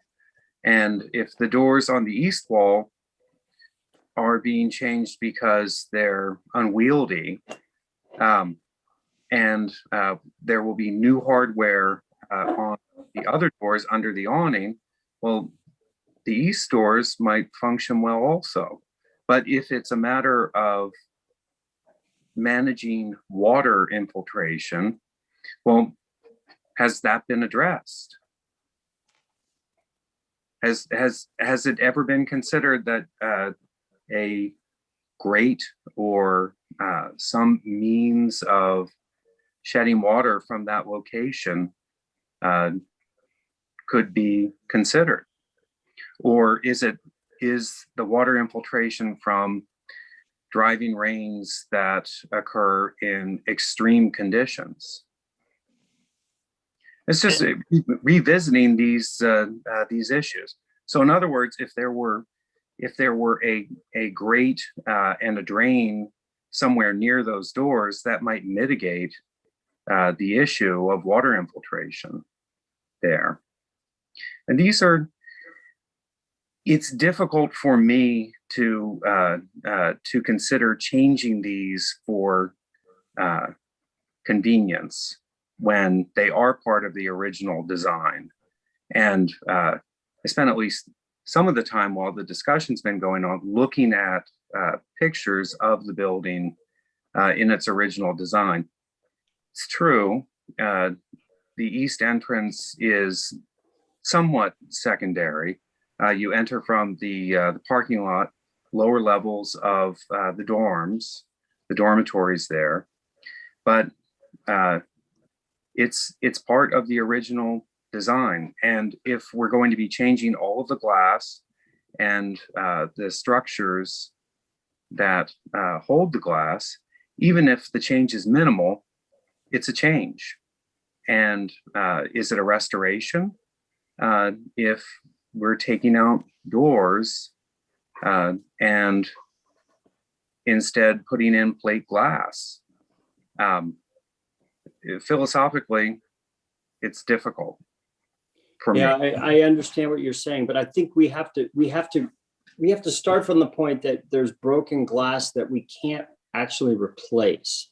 So the replacement of the glass is really not a choice for the college or the designers. It's a safety issue.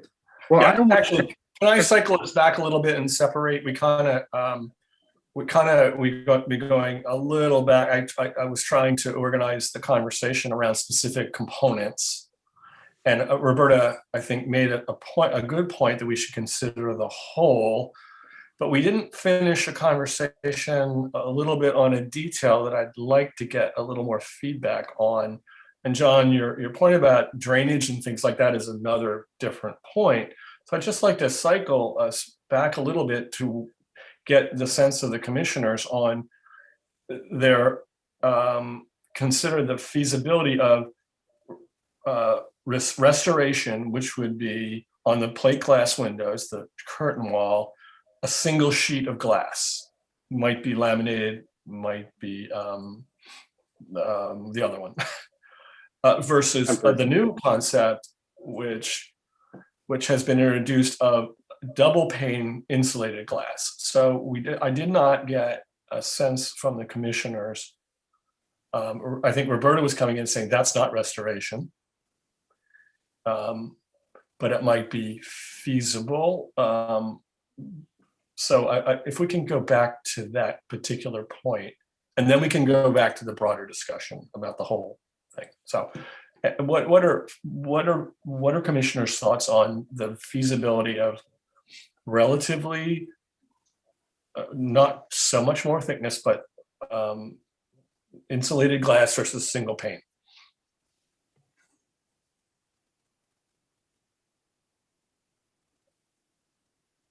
Is everybody on mute? Okay, Will, go ahead. I'm having trouble visualizing what difference I would see. So I'm having difficulty expressing an opinion. Okay. Hence a sample would be helpful.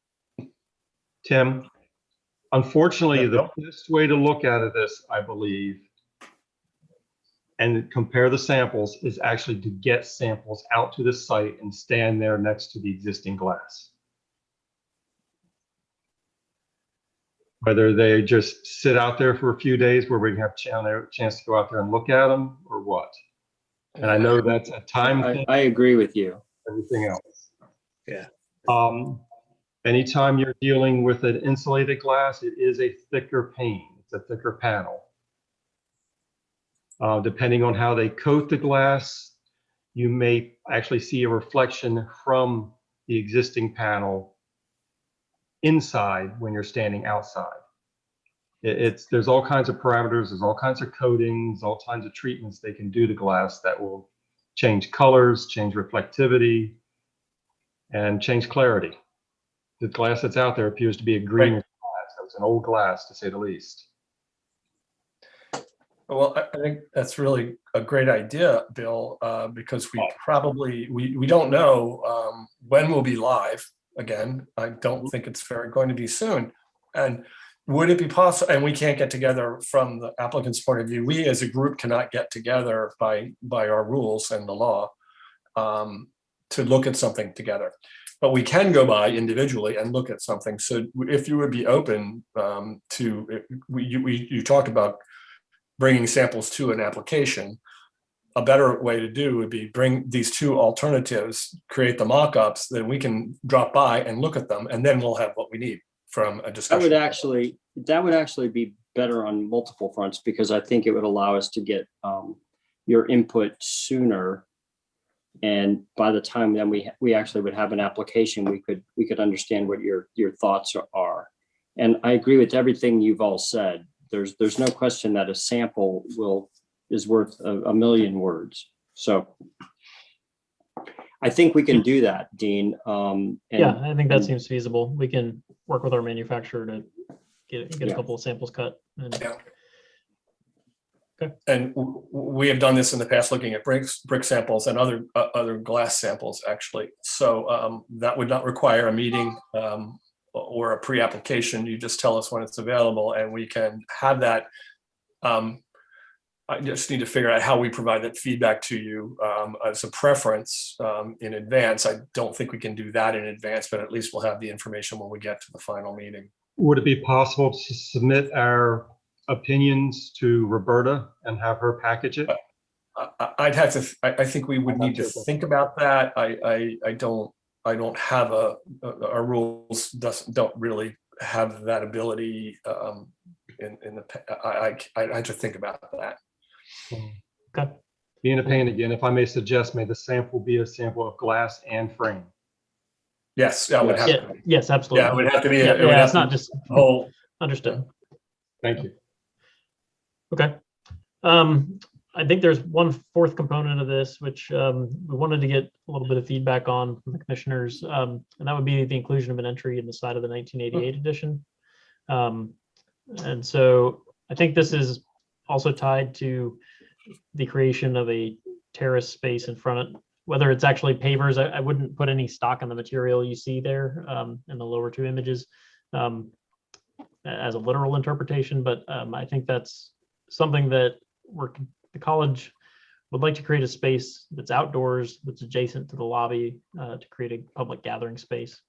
And the college's preference would be the option one, which would be a framed aluminum door included in that, which would spill out onto that terrace space. The lower option is similar to a Neutra design, so I think in an effort not to replicate that, we're leaning away from that one. But I think we'd like to hear the commissioner's feedback on both the doors and the possibility of creating a terrace out here, which they would lead on to. And I should point out that we are planning at the next, I believe, pre-application meeting to present the design of all the outdoor spaces that are relevant to your purview. So we're just preparing you for that here with the discussion about the terrace, but the door is sort of important in terms of our own progress in making documentation. Okay. Input, commissioners on option 1 and 2 here? 2 is more in keeping with the current design as specs. 1 is a little chunky. 1 is sort of chunky, which is kind of keeping in line with the 1988 edition, I would say, for better or worse. Yeah, from a guideline point of view, Bill, what are you referring to when you say chunky? We need to be looking at this not in terms of preference, but what are you? The Mayan system has mass. It has the frame around the door. It's not a frameless set. The language within the building is more of a free-floating frameless panel. Now, unfortunately, the frameless doors go in a section that creates a wider progression of language of Mayans there, but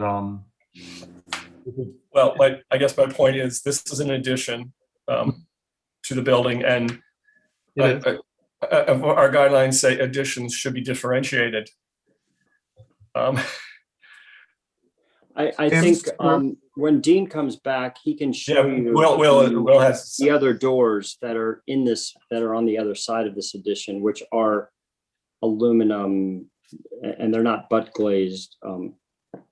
So the first option here actually is more in keeping, if you will, with the addition itself, as opposed to the original. What I was going to say, Tim. Will, go ahead, Will.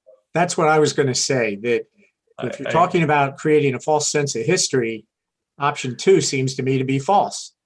It makes it look like it was part of Neutra's original design, and it wasn't. And as the gentleman just said, number 1 is more in keeping with that edition of 86 or whatever the precise year is. Thank you. So I would prefer that. How do the existing doors look at that side? How do you say? And while he's switching there, Kim or Bobby, do you have an opinion choice on this in terms of feasibility or preference? I'm still looking at the picture here because I'm trying to ascertain what the other doors looked like. They're there. Yeah. And they're thicker. They have that thicker presence that Bill was mentioning. This is true, but they're also, the proposed door is much taller. Yeah, and I think we were endeavoring to keep existing on the side. Yeah, we were endeavoring to keep that rhythm going without Aren't breaking it. Aren't there doors there, right? I mean, I know the ones that are sort of closest to the Mitchell Gallery, but there's another set of doors right there on the left. Yeah, that's the ones I'm looking at, right there. Yeah, They're new. They're proposed. They don't exist. They're not. They don't exist. These are proposed. They do not exist. Oh, okay, gotcha.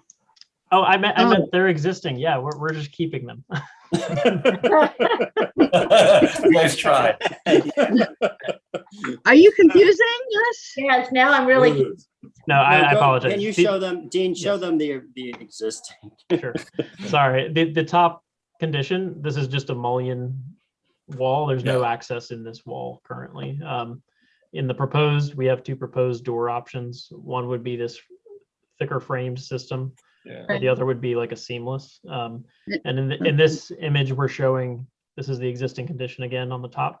So you have the show them, zoom in on the existing so that they see. Yeah, and there's no entry or access in this sidewall. It's just a rhythm of panels. I guess to cut in the middle, when you show your new design, the rhythm, the scale of the vertical component does look chunky. And is it necessary to be that wide? Whereas the existing rhythm of all the mullions on the curtain wall and this wall are thinner. I mean, if you show your design, can they be? Maybe it would be more compatible with the overall design if they were a bit thinner, if it's possible. The way to do that would be to make them steel doors. I think these are, at the moment, they're as thin as they can get in aluminum. Okay. And we could look at a steel door. It would be, it'd be different than all the other doors in the system, but we could certainly look at it.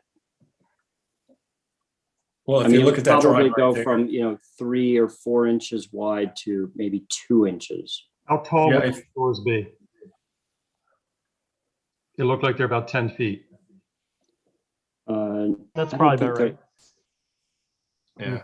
Well, if you look at this drawing right here, you can see the many varying, again, I'm looking from a guideline point of view, an adverse impact on an existing resource. There's a lot going on in terms of width of mullions there. Yeah. On the other hand, the whole vocabulary to the right is completely different than the important vocabulary to the left. So again, I'm trying to go with guidelines and not having an adverse impact on the important structure to the left. So if it was less chunky, so Bill, you're right. Let's, can we I- zoom into the proposed area and show the existing doors? Yeah, it doesn't really fit with any of the other. Yeah. No, what I'm Would looking you- at would- is you have a would you narrow be more mullion comfortable running if- ground to ceiling with the doors. There you go. Put a line in there. So you would have a narrow mullion above that that's running all the way down. The doors are contained in that package, that square, that door package, which would match the door package on the other side of the same space. That way you're not changing the language within the space and having another set of doors that are completely different. Yeah. Yeah, you're just utilizing the You're same system that you're doing over Utilizing here. the same system. Okay. Yeah. The two panes to the left and right of the new set is still that full height, which is kind of respectful to the existing gallery space, while still picking up the language of the existing doors and maintaining a connection with that. I think that makes sense. And I then can- you're not we can- trying we to can be buy a that. Yeah. Okay. Yeah. Yeah, I think where we're coming down is new configuration of door. Yeah. I think where we're coming down is the concept of recreating the Neutra door doesn't work without the mullions, but maybe there's a way to redesign this so it fits with both sides. Yeah, Perfect. there you go. That's done. Build it It just has like to be red. Make it red. definitely has to be red so it stands out. It's not historic. Differentiated. Yeah. All right, I think we've probably given you enough on that. That's very helpful. All right, thank you. But a door there is feasible. Everyone believes a door there is a feasible change, right? Yeah. Yeah. Okay. right. We did have just a couple of guidelines. We won't get into these because you're intimately familiar with the existing guidelines, but we've included those based on your feedback last time. And at this point, I'm going to pass it off to Jim to talk about the solar panel and the roof studies. Excellent.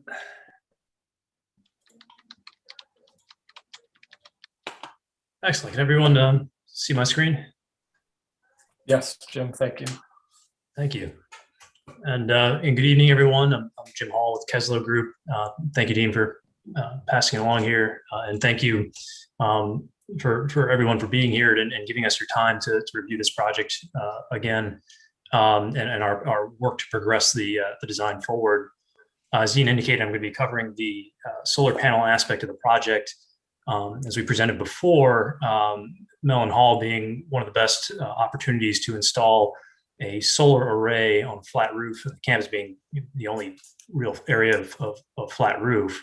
And again, we are proposing the arrays in the areas that are highlighted here in blue, as we discussed, or as we indicated before. Since the last presentation, we've gone back and revisited the design. Before, we were proposing two options. One was an angled panel option, and the other one was a flat panel option. And based on the feedback that we've received, we've opted to go with the flat panel option and eliminate the angled panel from being proposed. The array itself has been redesigned to not only accommodate the existing building rooftop equipment, but also provide, make sure that we have our proper clearances around the panels and minimize views, as we'll show a little later in the presentation, from the site, as well as different historic buildings on campus. Also to and also to meet the couple of different sections in the historic district guidelines. From the last meeting, again, it was discussed that section D9 to protect the historic roofscapes around the building, as well as section D12, which actually references skylights, but we understand is utilized for other such installations to provide a minimal and as low profile system as possible. So you can see here, this is our current layout. We also wanted to address the comments received indicating that the panels themselves should be spaced in a more regular pattern in a rectilinear kind of layout, as opposed to originally we were showing a more patchwork orientation to try to squeeze as many in as possible. Here we've gone back and minimized them to bring them into a more monolithic and singular definable areas. And this is just a view, an aerial view with our proposed array superimposed upon it.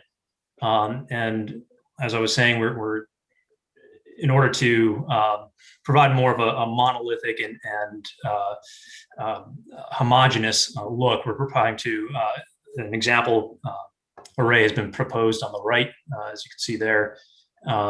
Again, place the panels as closely as possible together, so it kind of reads as more of a single plane as opposed to a patchwork of different pieces put together.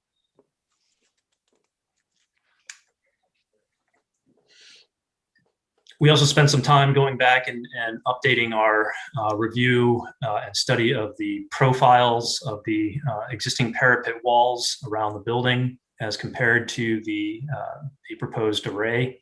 Again, as you can see here, the Mellon Hall contains several different parapet wall conditions throughout the building. And we tried to identify those around the array where and what the visibility opportunities are going to be. In most conditions, in fact, in all conditions, as you stand at the grade that Mellon Hall is currently located on, or the grade that Mellon Hall is at, excuse me, none of the panels should be visible from that elevation. It's not until you start to become more level with the plane of the roof, and then again looking down from higher stories of the building surrounding it, you might begin to see some of the array. And that might occur on the higher portions of the campus and some minor spots, as we'll show, or some excuse me, some of the at the top of the site stairs. There's a couple of opportunities where that may become visible, but mostly the array would be primarily visible from only be visible from buildings surrounding the site.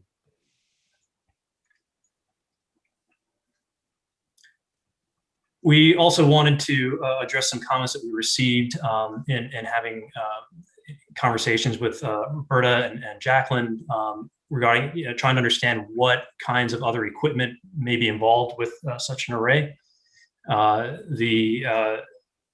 The proposed array right now would not contain a battery backup, but rather would be what we call a grid connected photovoltaic system. And the idea being that the panels would be directly linked to an array of AC, of inverters and AC disconnects, and that would live within the building itself in an electrical room. There may be some minor pieces of equipment apart from the arrays that would be on the roof. These are, as you can see here, things like our combiner box and the DC disconnect. These are about the size, or if not smaller than a small electrical panel box, and so it would kind of blend into and be unnoticeable. We can situate them so they would not be very visible at all on the roof.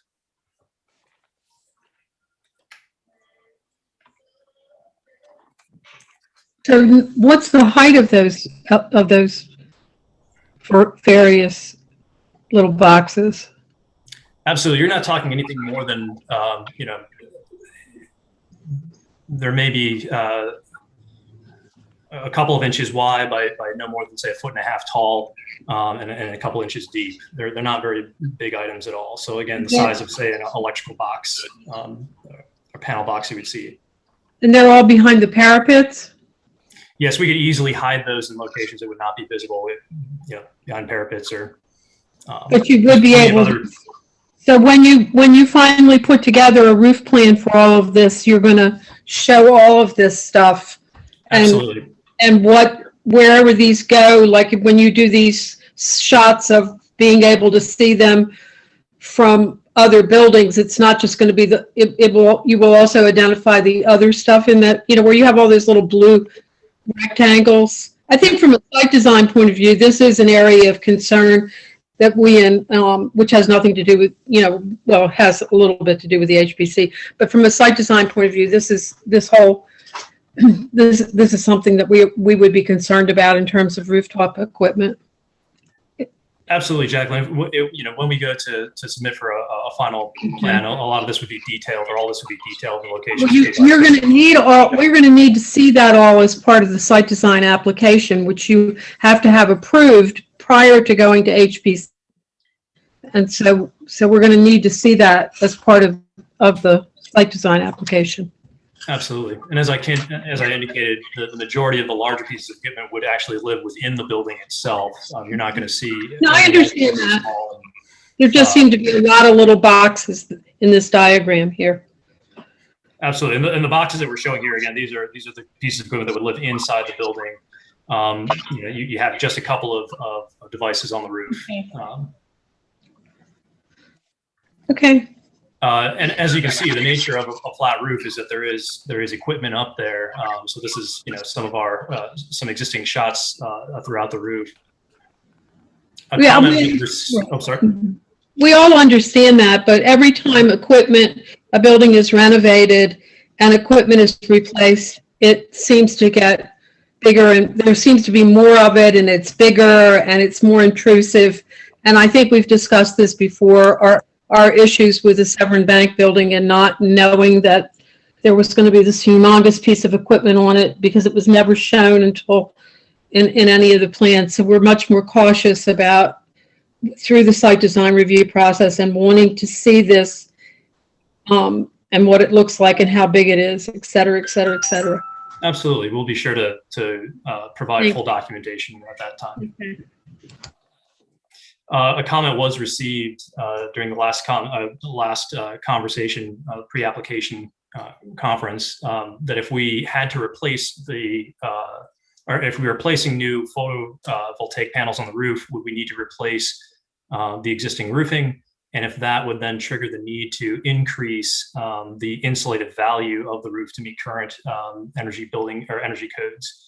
As we've gone through the International Existing Building Code and the International Energy Conservation Code, we were confident that there are sections of the code that do allow, particularly for historic buildings, and I'm just going to zoom in on one, for instance, that allow us to not meet or it's not mandatory to replace the insulation to provide the an R value that is currently listed in the code. So as long as we provide a report and state that it was going to be, it may threaten, degrade, or destroy the historic form, fabric, or function of the building. So we do have that coupled with the International Existing Building Code. We believe that we would not need to increase the insulation on the roof and maintain the existing profiles of the parapets. I would suggest to you that you have some kind of preliminary conversation with the people in our plans review section who would be reviewing your building permit about, that. So essentially you're going to ask for a waiver to the requirements under that section, if I follow what you're saying. And I would highly recommend that you have that conversation sooner rather than later. Absolutely. And be sure to address the all code concerns prior to submitting. Right. From here, we put together a little study of the different key and historic view sheds around campus that we from different vantage points. As you can see in kind of the white triangular vision points, we picked up that these are kind of key view angles around Mellon Hall. We also had an opportunity to walk up in some of the buildings that were identified before, being Campbell Hall, McDowell Hall, and Randall Hall, to see if there's any opportunity to look down from these areas onto the roof of Mellon and see what extent the array may be visible from those positions. These are the we're called our key or historic view shed components.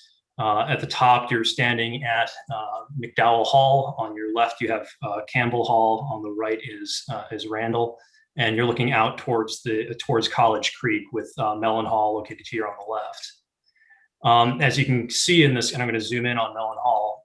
As you can see in this this view angle, the majority of the building is, especially right now in spring, summer, and fall, would be covered up with existing tree canopy. The portions of the roof that are visible are portions of the roof that we would not be proposing an array, or at least the top of the roof. This is the entrance adjacent to the gallery. As you can see, the low flat roof, the top being visible there, we would not be proposing any solar panels or solar array in that area. This is the wall of the original Neutra construction. And again, the rooftop, which really only the edge of the parapet is seen. But again, we would not be proposing an array on that portion of the building. I'm going to zoom in a little bit further. And what you can see is this is kind of the edge of the administration addition to the building. Again, you're seeing the edge of the parapet wall that's right there. From this angle, stepped a little further back, we're pretty confident that we're below that parapet, but you may be able to start to see a little bit of the edge of the array in that spot.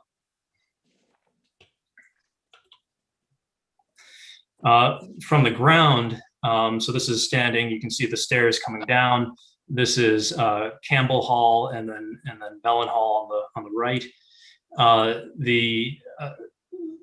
Again, the majority of Mellon Hall from this angle in particular, the tops of the roof would not be visible. As one point to bring up on Campbell Hall is that on the second, third, fourth floors here, these are all student dormitories, which may look down onto the roof of Mellon Hall. There is a significant amount of tree coverage between these two buildings that would mask a good deal of that view. However, there may be opportunities from those rooms to see, especially in the wintertime, the top of Mellon Hall. Some point again to note is that being student dormitories, this would not be an area that's very accessible to the general public. And then lastly, this kind of the lawn view, looking back from College Creek back up with McDowell Hall kind of centered, Randall Hall on the left, and then of course Mellon Hall covered up almost entirely by existing tree canopy.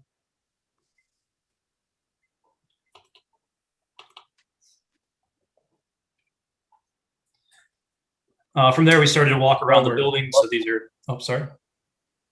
I was going to say, while we're talking about this, that the significant view from another building would be from actually in McDowell, which is a historically significant building, which is open to the public. So that might be another view you'd want to look at. Absolutely. And we actually do a little bit further in the presentation. We've got a couple photographs. Okay, gotcha. And so sorry, so this is just kind of walking around the perimeter of the building. Again, there's not many opportunities when you're at grade to see the tops of these roofs. Again, as you kind of, this is zooming in, this is our terrace from Randall Hall. Again, looking out, you start to maybe begin to see the tops of that low roof, the entrance canopy over the gallery. However, a majority of that is covered with tree canopy. And again, we're not proposing arrays in that area. And so this is kind of walking along St. John Street. I won't stop here too long, but again, the height of the building is such, and your positioning on the street is such that you will not see over the parapets in these locations. So now we're walking up into Randall Hall, and as everyone knows, on the first floor we have the dining hall, and so we have a couple of views again from that terrace right out adjacent to the dining hall, looking back out.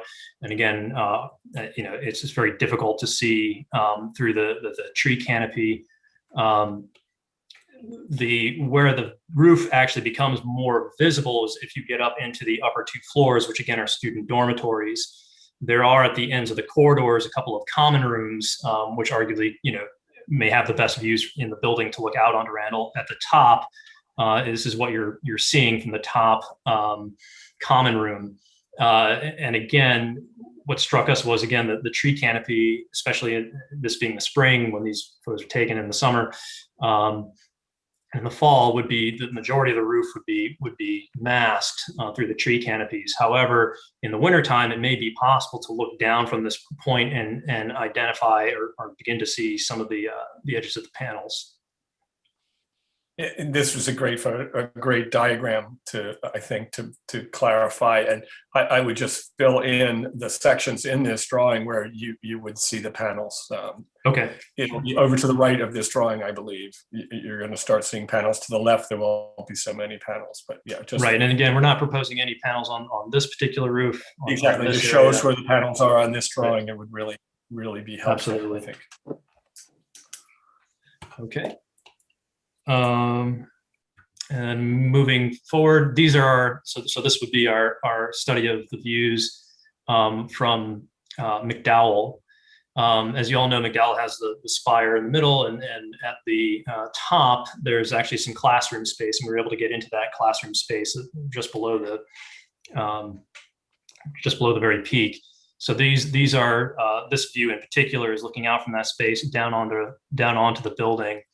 And again, you'd hear, and we can certainly update to include where the panels would be potentially visible in the wintertime, but along the back classroom wing and along the 2-story classroom wing and the administration addition, that's where you would, in the fall, see the panels the clearest. Yeah. Okay. And then lastly, just to kind of show we were able to get into one of the rooms in Campbell Hall. Again, the majority of don't have the opportunity to go into the other rooms, but majority of these spaces would have kind of a lot of canopy in front of them and make it difficult to see through a large portion of the year. And just want to end it on a kind of a bird's eye perspective. It's kind of an overview. Okay. Thank you very much. Comments? Thank you. Question. Commissioners, feedback on feasibility in terms of. Tim, quick question before I offer a comment. Sure. Do we know what color the solar panels would be? Yes, so we're I'm gonna go back. You can just tell me. To our they'd be a black color. So this is what we'd be striving for. Thank you. There you go, right there. Yeah. And are all solar panels the same in terms of shininess or, the reflectivity of it and things like that? Or is there some range of options? That's a good question. I'd have to find some more information for you on that. Okay. I'm just thinking, that when the sun shines down on the roof, you're going to get a lot of bounce back from the sun on these panels. And I didn't know if there was a low reflective option or a matte finish that might make them just a little bit less apparent. Well, I would say that the notion here is that the panels are absorbing as much, as possible. So they look a little reflective here, but my sense is when you actually see them, they're always pretty matte. So do you have photographs of them on another building where you could present that would actually show that reflectivity? We could certainly talk to some manufacturers and provide some examples. I think that would be really helpful to deal with the glow issue. Yeah. In fact, it would be important in your final application to actually provide catalog cut sheet the exact panel you propose. Sure. We would not be able to approve it if you didn't tell us exactly your manufacturer and the model. So, okay. So we'll need cut sheets for the exact panel. So that decision will need to be made before your final application. Absolutely. And to clarify, this example is from one of the manufacturers. So we did a little bit of research beforehand. So this is an example of one of their installations, but we can certainly provide additional ones and look at different options. Is that an actual photograph or is that a photoshopped picture? This is an actual photograph. Okay. Good question. So it is a little bit disappointing that you're not going to use the rainbow panels with the flashing lights. We can certainly put those in if you'd like. I think that's where Will Scott was going in terms of color and everything. Ms. Rouse would like those installed on her home. Yeah, absolutely. But you can first do the installation on Will's house. And if We you have have covenants. so we can't do that. spell out Beat Army, that would be good too. Yeah. I think it would be nice. It would be good. I mean, to see a picture of some that were actually, accurately reflected what they would look like on different conditions. So since they're going to occupy such a large portion of the roof, and they are going to be visible sometimes during the year from various locations. Yeah, I'll go a step farther and suggest if there's anything from a manufacturer that you think would be what you would utilize, to tell us where it is and see if you could arrange a visit, not as a group. Right. Yeah. That's a great idea, Will. Or even a sample. Same thing when we have the glass panel. Yeah. Just bring Yeah, that a would be sample. another way to do that. Yeah. Can I also ask a question about the new doors that you're proposing that we're going to go out onto this courtyard that you haven't designed yet? So you're not anticipating having a problem with the rain and drainage, et cetera, there where they seem to come directly out to the outside and there's no overhang above them? Isn't that the issue with the doors on the end of the building, is that you go directly into them and they're... Well, I think there's two differences here. One is that these doors are, they're framed doors. They have internal weather stops that will help mitigate that issue, particularly when they're in their closed position. And secondly, they're only really meant to be used as a convenience store for when they're having an event outside, in which case they probably won't be used when there's a weather event because they won't have events outside if it's raining.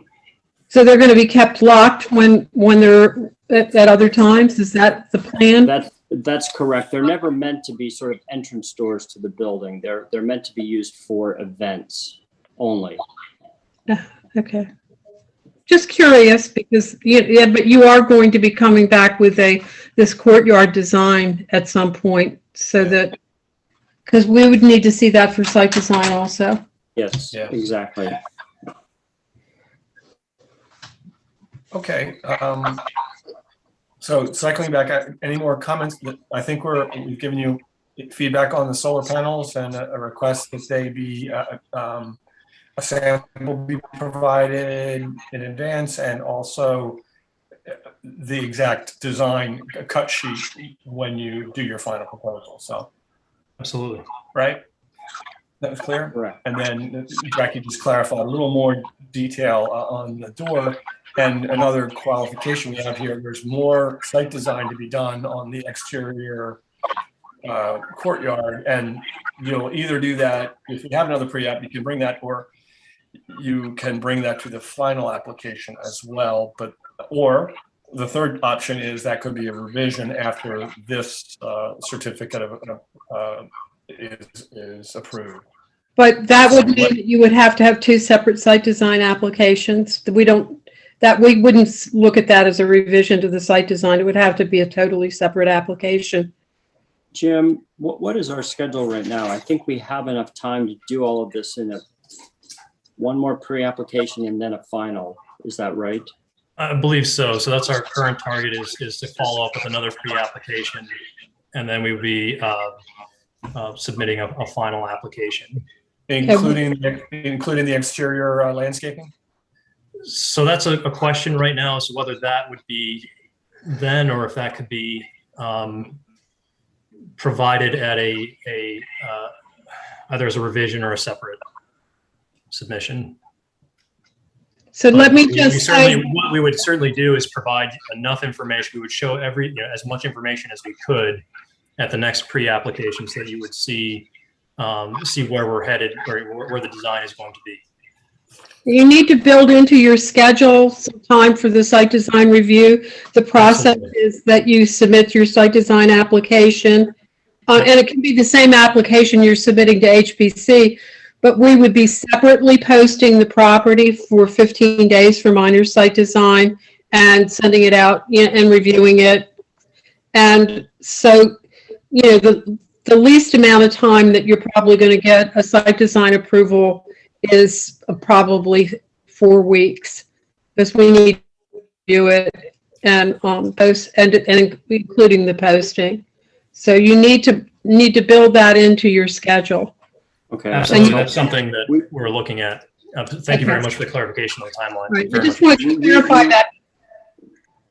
Yeah, we're endeavoring without that approval.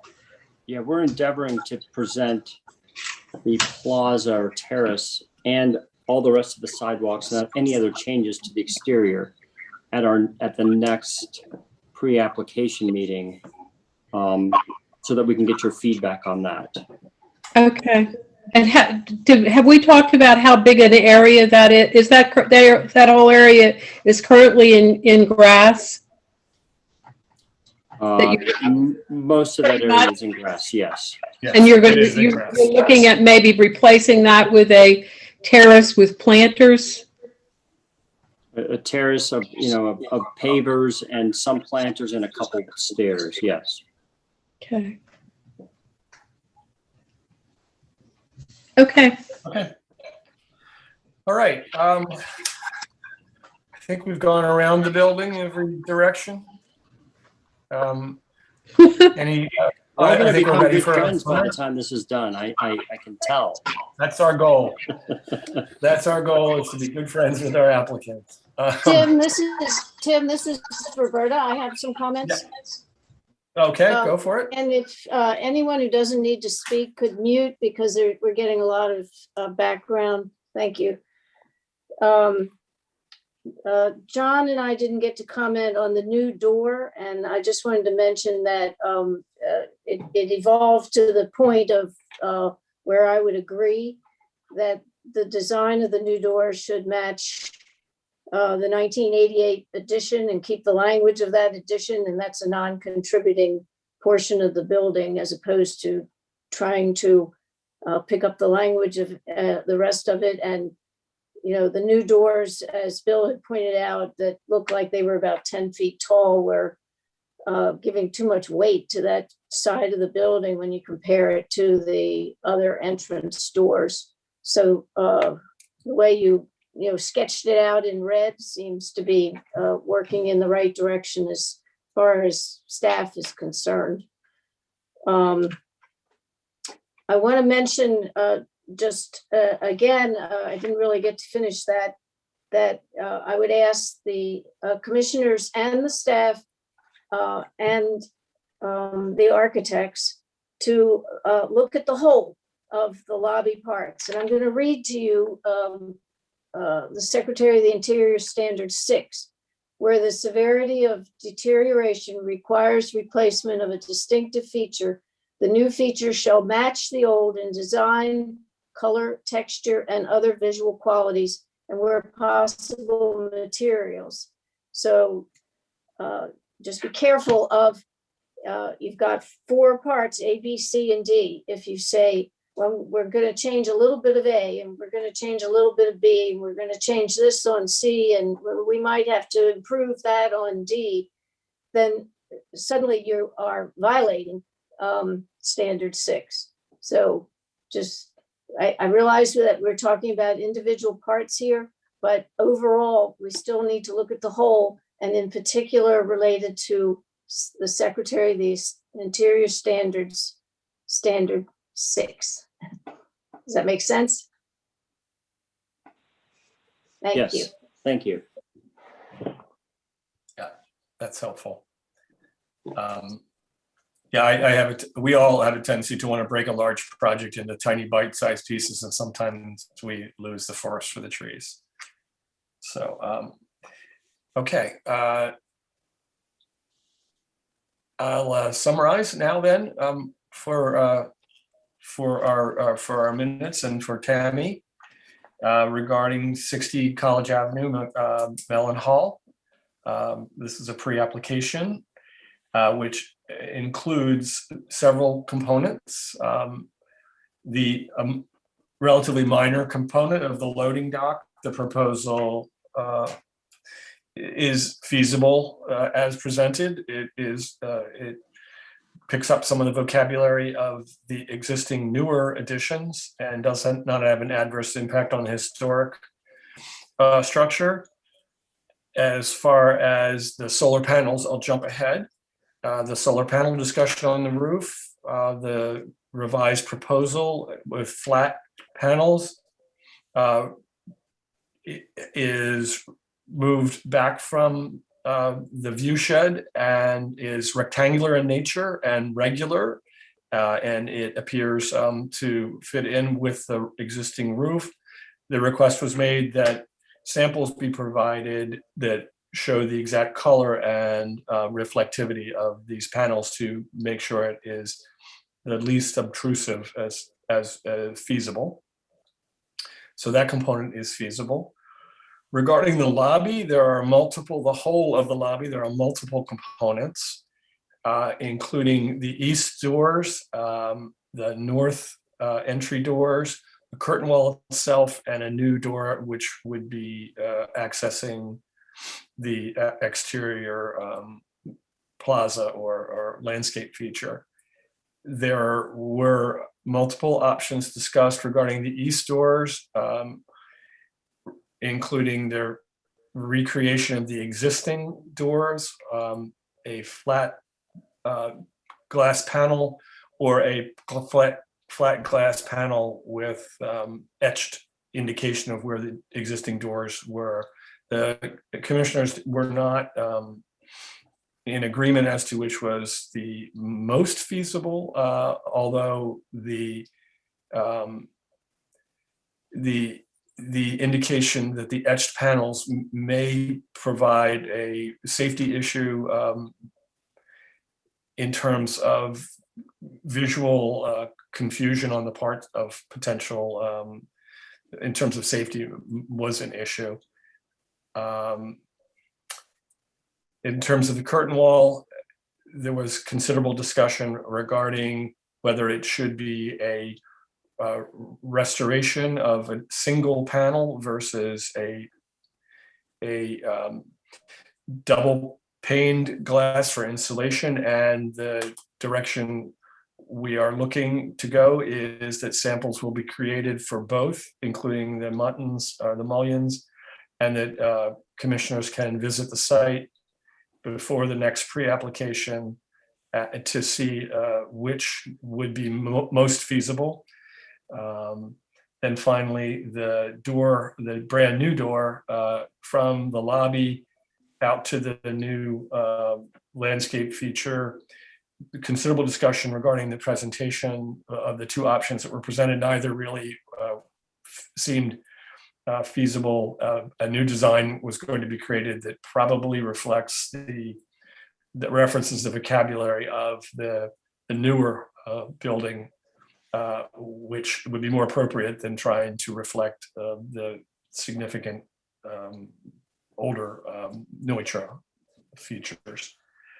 So in general, the feasibility of the overall project is feasible, but more fine tuning is necessary on each of these features. Any additional comments? I was doing that more or less verbatim, or anything that I particularly missed that we should amplify for the applicant from anyone?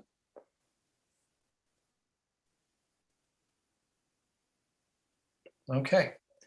Tammy, did you catch all that for the minutes? I did. Thank you very much. All right. So thank you very much to the applicant for working with us, and I think we're making progress. Did we provide you with the feedback which will allow you to move forward?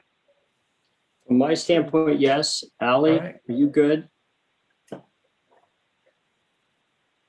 Okay. Okay. And we look forward to the next. So I think another pre-app makes sense. We're happy to put you on the schedule and look forward to it. Very much. Thank you. Thank you, guys. Thank you very much. We appreciate it. All right. Believe it or not, there's one more item on the agenda. That's other business. I just have one other thing I'd like to note very briefly. We have a probable new commissioner coming up. Her name is Leslie Xavier. She was will be proposed tomorrow to the Economic Matters Committee, and then hopefully will be proposed to the mayor, to the city council at its next meeting when they do that business. It could be later this month, or it could be the first meeting in June. But we're going to have another commissioner, and she's a registered architect, which is a really exciting thing to have. We also have another applicant that approached me yesterday, actually, and I've moved that on to Hillary. So just for your information, we may have some additional commissioners. Okay. Tim, nominees for HPC go to Economic Matters. We found out yesterday that even though the nominees for Planning Commission were scheduled to go to Economic Matters tomorrow, that was actually the wrong group for them to go to. So they have to be rescheduled to go to Rules instead. So I'm going to suggest somebody might want to check on that because Rules now will not meet again until sometime in June, and then they will not get confirmed by the city council to the end of June. Our nominees for Planning Commission. So because I thought, so you might want to double check and make sure that whoever you have nominated is actually really going to Economic Matters.